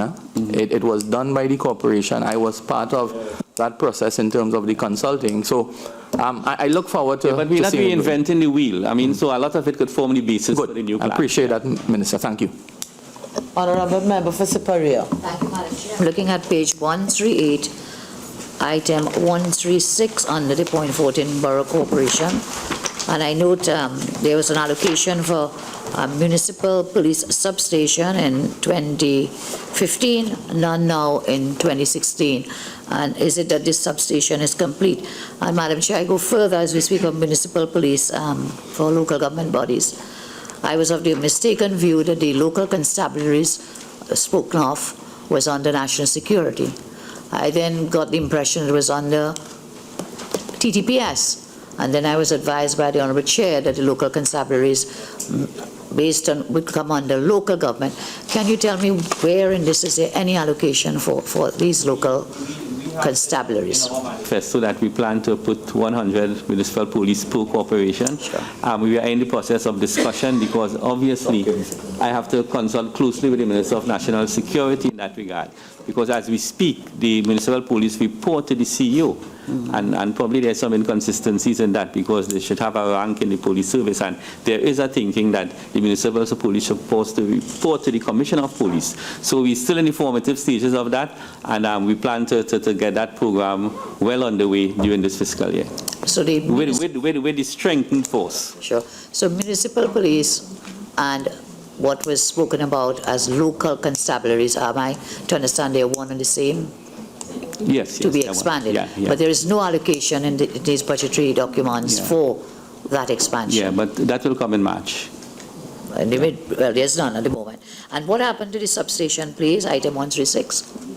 Item? There is no allocation. Is it that substation is now complete? The municipal police under Point 14 Borough Corporation. 136, allocation of 1 million in 2015. There's no allocation in 2016. Is it that substation is complete?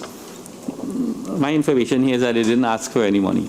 They didn't ask. They didn't ask, is it complete, the substation? We'll have to get back to you on that. Well, in writing, please. Yeah. Thank you very much. Honourable Member for Chaguanas West. Thank you, Madam Chair. Madam Chair, I had asked earlier about the status of the development program for the Chaguanas market. And in item 148 on page 139, construction of markets and abattoirs, there was a 15 million allocation. I'd really like to get an update, perhaps in writing, of the status of the improvement to the Chaguanas market. Well, that project is handled by the Rural Development Company, so I'll give you a full update on that. Yeah. Honourable Member for Tabakit. Thank you, Madam Chair. Honourable Minister, I'm looking at page 139, and this will apply to a lot of the other corporations. 145, item 145, Chaguanas Borough Corporation, development of recreation facilities. There are 36 recreation grounds at the last count in the borough of Chaguanas, and there's an allocation of $1 million to develop 36 recreation grounds, about $30,000 per ground. And you are talking about trying to attract youth away from the crime line to a more positive lifestyle. How is the corporation expected to maintain and develop 36 recreation grounds for $1 million? For Tabakit. No. You see, especially over the last 5 years, the sports company of Trinidad and Tobago has virtually invaded the territory of the regional corporation. And without permission from the corporations and with ministerial directive, they went on an escapade. Nothing wrong with that. They were repairing grounds, building pavilions, doing all sorts of things. What we're planning to do now is to rationalize it, and that's where the local government reform comes into play. So there'll be a schedule of responsibility that is clearly articulated, something like Schedule 5 in the THA, so that you have an act that assigns responsibilities to the corporation, and they will be so funded. So, for example, you see $1 million for 36 recreation grounds, but previously you would have seen $30 million coming out of the sports company for recreation ground, and the people who should be in charge of recreation grounds were not in charge. You have a follow-up question? I have 2 or 3 questions, Madam Chair. All right, Member for Tabakit. Construction, development of cemeteries and cremation facilities. In 2015, you had $700,000. In 2016, you have cut that by $400,000. And you have a major cremation site in Philly City that is in dire need of development. And you also have several cemeteries that were brought to a particular level. And we're looking, like parks.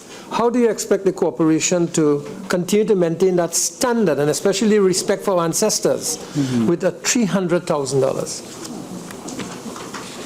Fair question. Yeah, fair question, but I have no answer right now, but we will look into it. Right.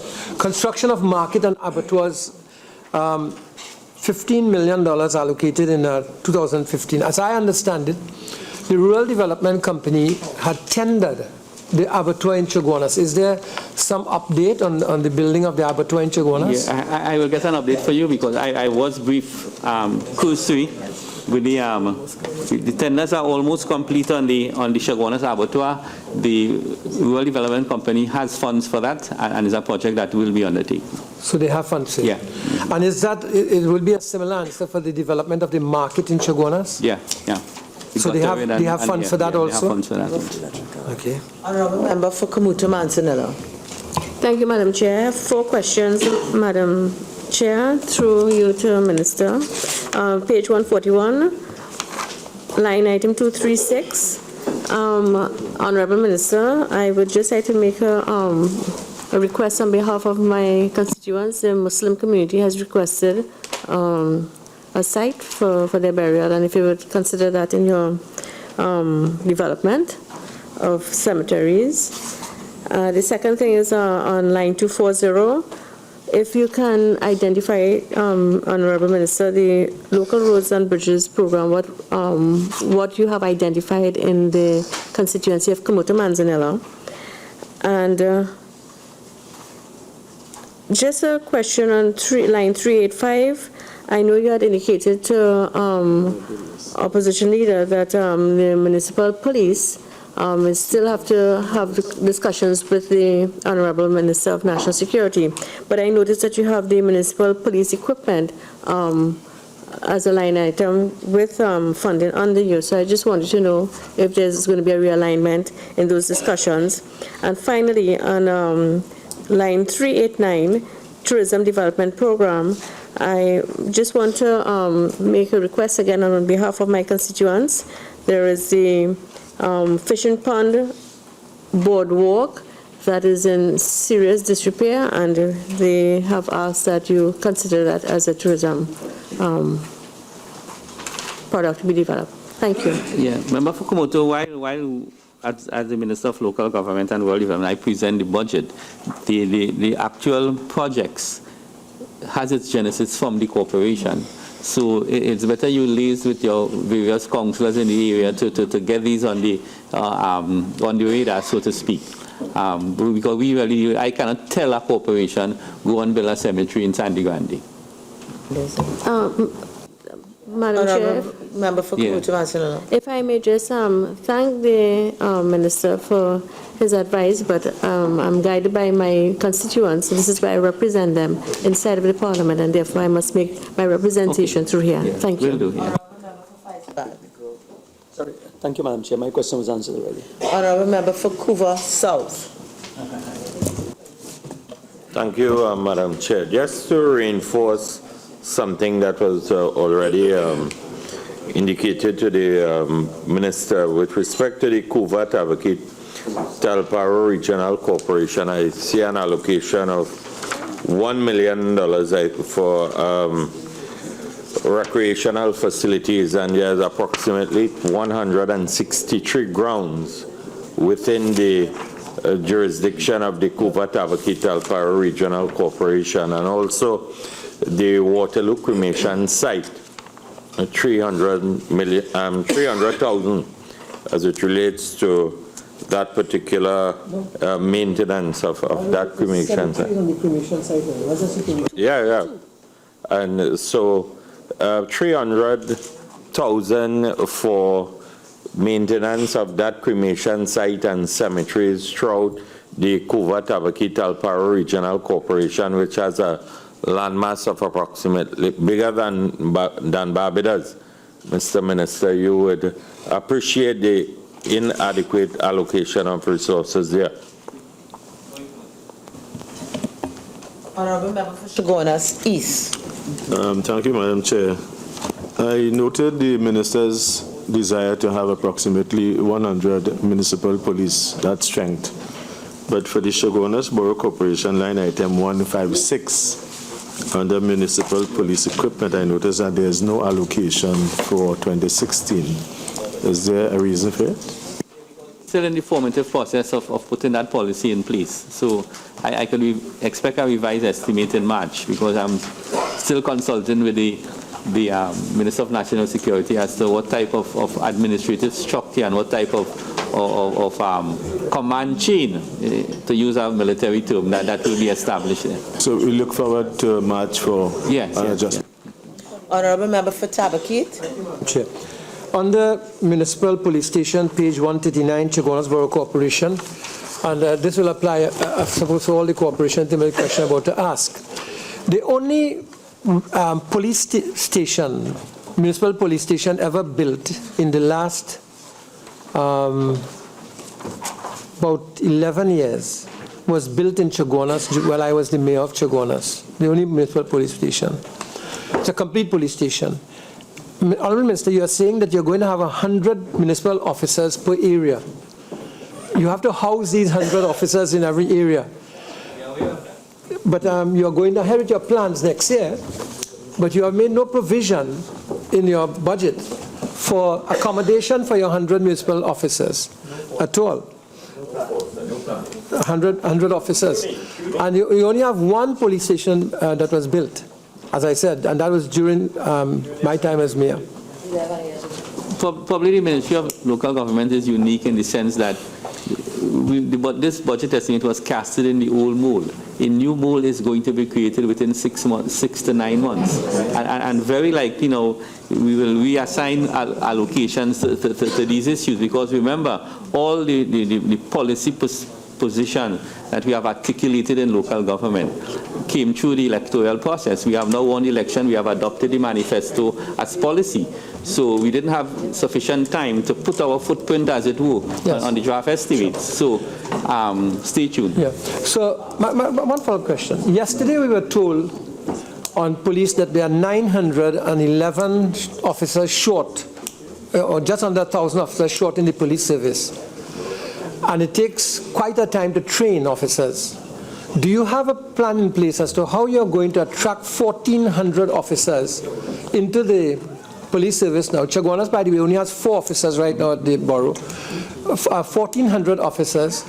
And over what period of time you intend to train these 1,400 officers to have them function as proper municipal Member for Tabakit, officers? I will be working closely with the Honorable Minister of National Security, who is an established military and crime prevention person. I'm sure I'll be well guided, and we will come up with a comprehensive plan in that regard.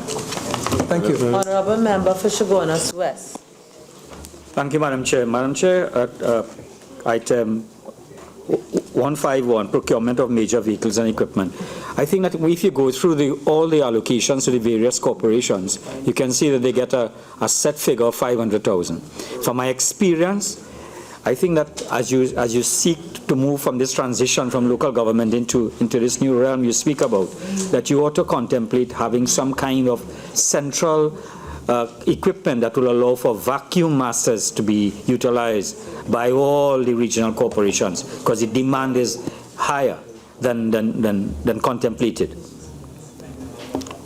Madam Chair. For Orpuch East. Yes, thank you very much. Madam Chairman, I have 2 questions to the Honorable Minister. I'm on page 143, Penal Debe Regional Corporation.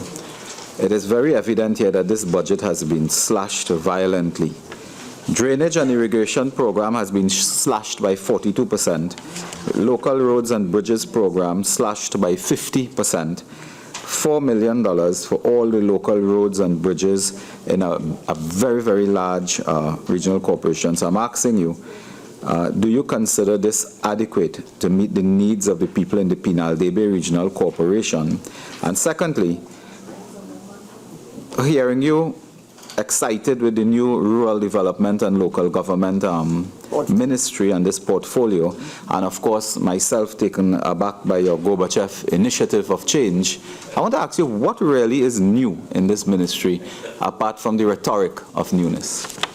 That's a policy question, it's not a line item question. Or should I listen Tuesday? But with specifically to the $4 million, I just want to draw your attention that most corporations, if not all, has been assigned $4 million in that line item. So it's not any discriminatory point.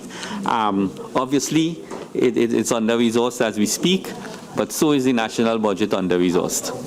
But Madam Secretary, I have never intended to, accuse you of discriminating. I was just accusing you of slashing the budget. Okay. I guess I'm bring the same kind of response. Yes. But I'll tune in Tuesday. I'm through, yeah. I'm through, yeah. Yeah, I'm through, yeah.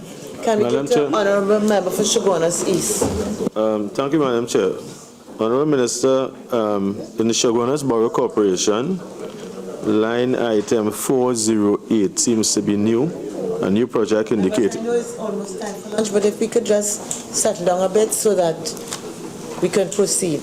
Will the Minister, Madam Chair, should you be kind enough to give us some details of that 408, that new project, 750,000?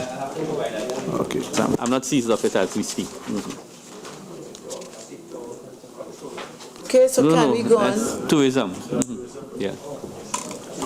Can we go on to the Infrastructure Development Fund, item 004, Social Infrastructure. We're on page 313. Honorable Member for Superior. Thank you very much, Madam. Once again, we note for the IDF that has been slashed by almost 50%, from 112.5 to 50 million.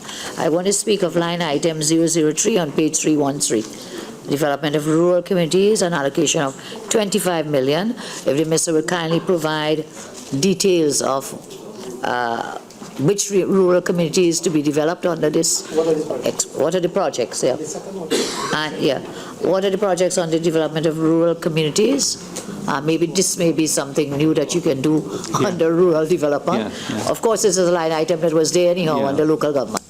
And the other one, which is 007, upgrade of community infrastructure in South and Southeast. Again, a continuing line item, but 25 million, if you provide it with a list of the projects, and of course the location of the projects, which communities they'll be undertaken. Will do, Member for Zimbabwe. Thank you very much. Honorable Member for Caroni East. Of self-help program moved. It's gone. Yeah, that's gone. They haven't left anything in this ministry. So, but I thought it is Apart from the is a corporations. Ministry of Local Government and Rural Development. But what we see here is a reduction in the development programs for rural development in terms of funding.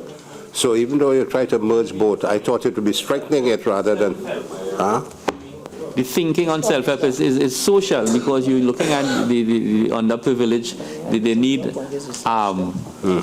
assistance to fix a house or to get a drain there. So that's more in the so realm that of has social been slashed development. altogether out. And that is ubiquitous. It is not rural or urban. It's just a ubiquitous service. Sure. Yeah.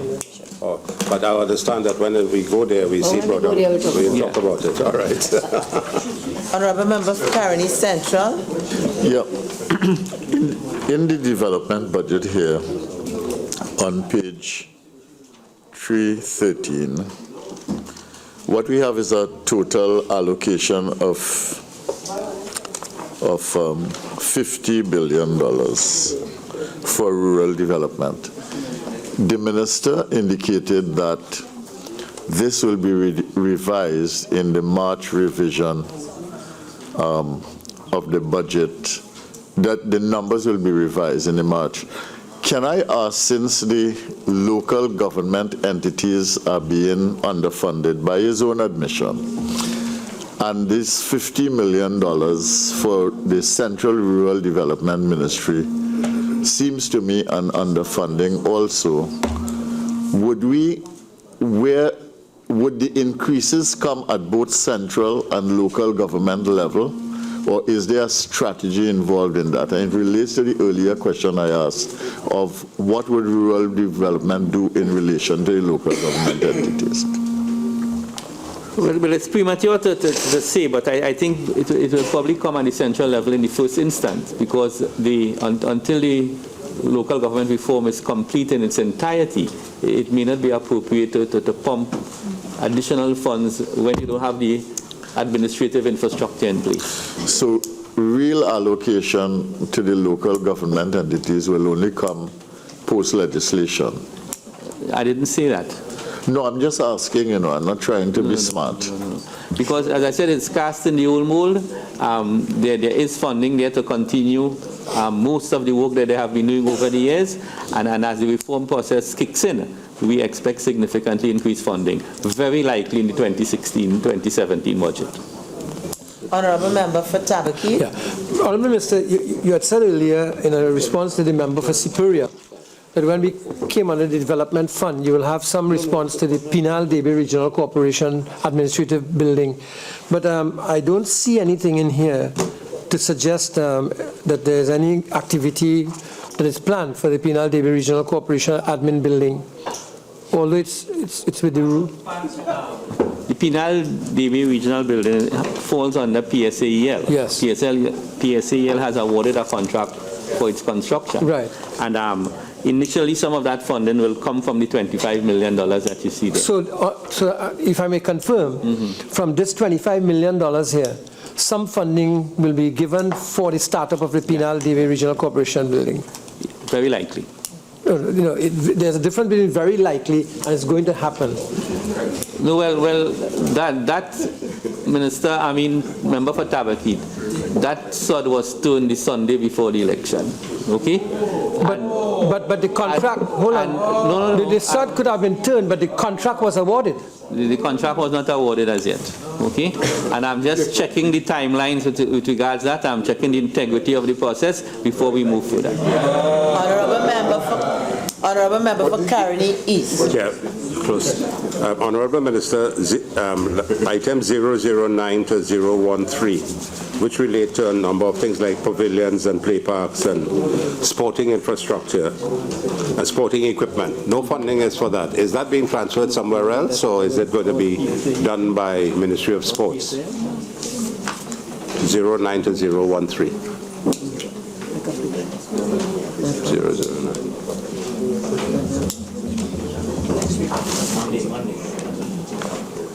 Pavilions and things important. I'm sure you need some pavilions there in your constituency.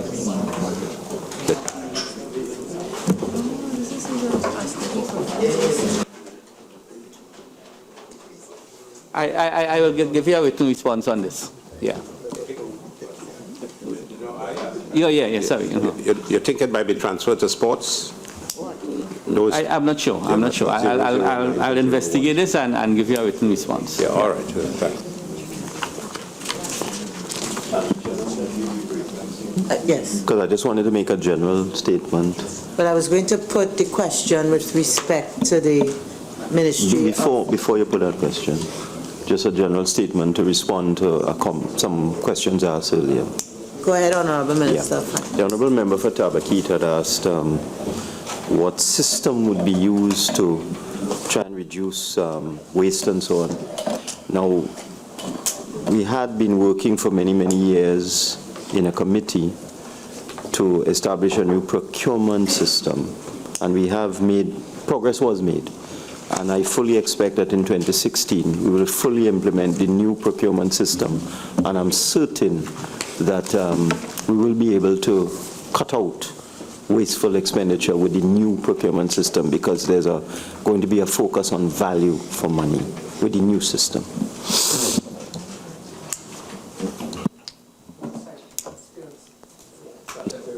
Value for money, I mean, it's something that myself and the minister, the member for Caroni Central have been at loggerheads for a long time, but the fact of the matter is we made progress. As a parliament, we made progress. Okay? Honorable members, the question is that the sum of $2,244,933,435 for the Ministry of Rural Development and Local Government stand part of the schedule. Those in favor say aye. Aye. Those against say no. I think the ayes have it. The sum of $2,244,933,455 for the Ministry of Rural Development and Local Government now stands part of the schedule. Members, it's now 12:31. I suggest we break now for lunch, and we resume at 1:30. This committee meeting is now suspended till 1:30.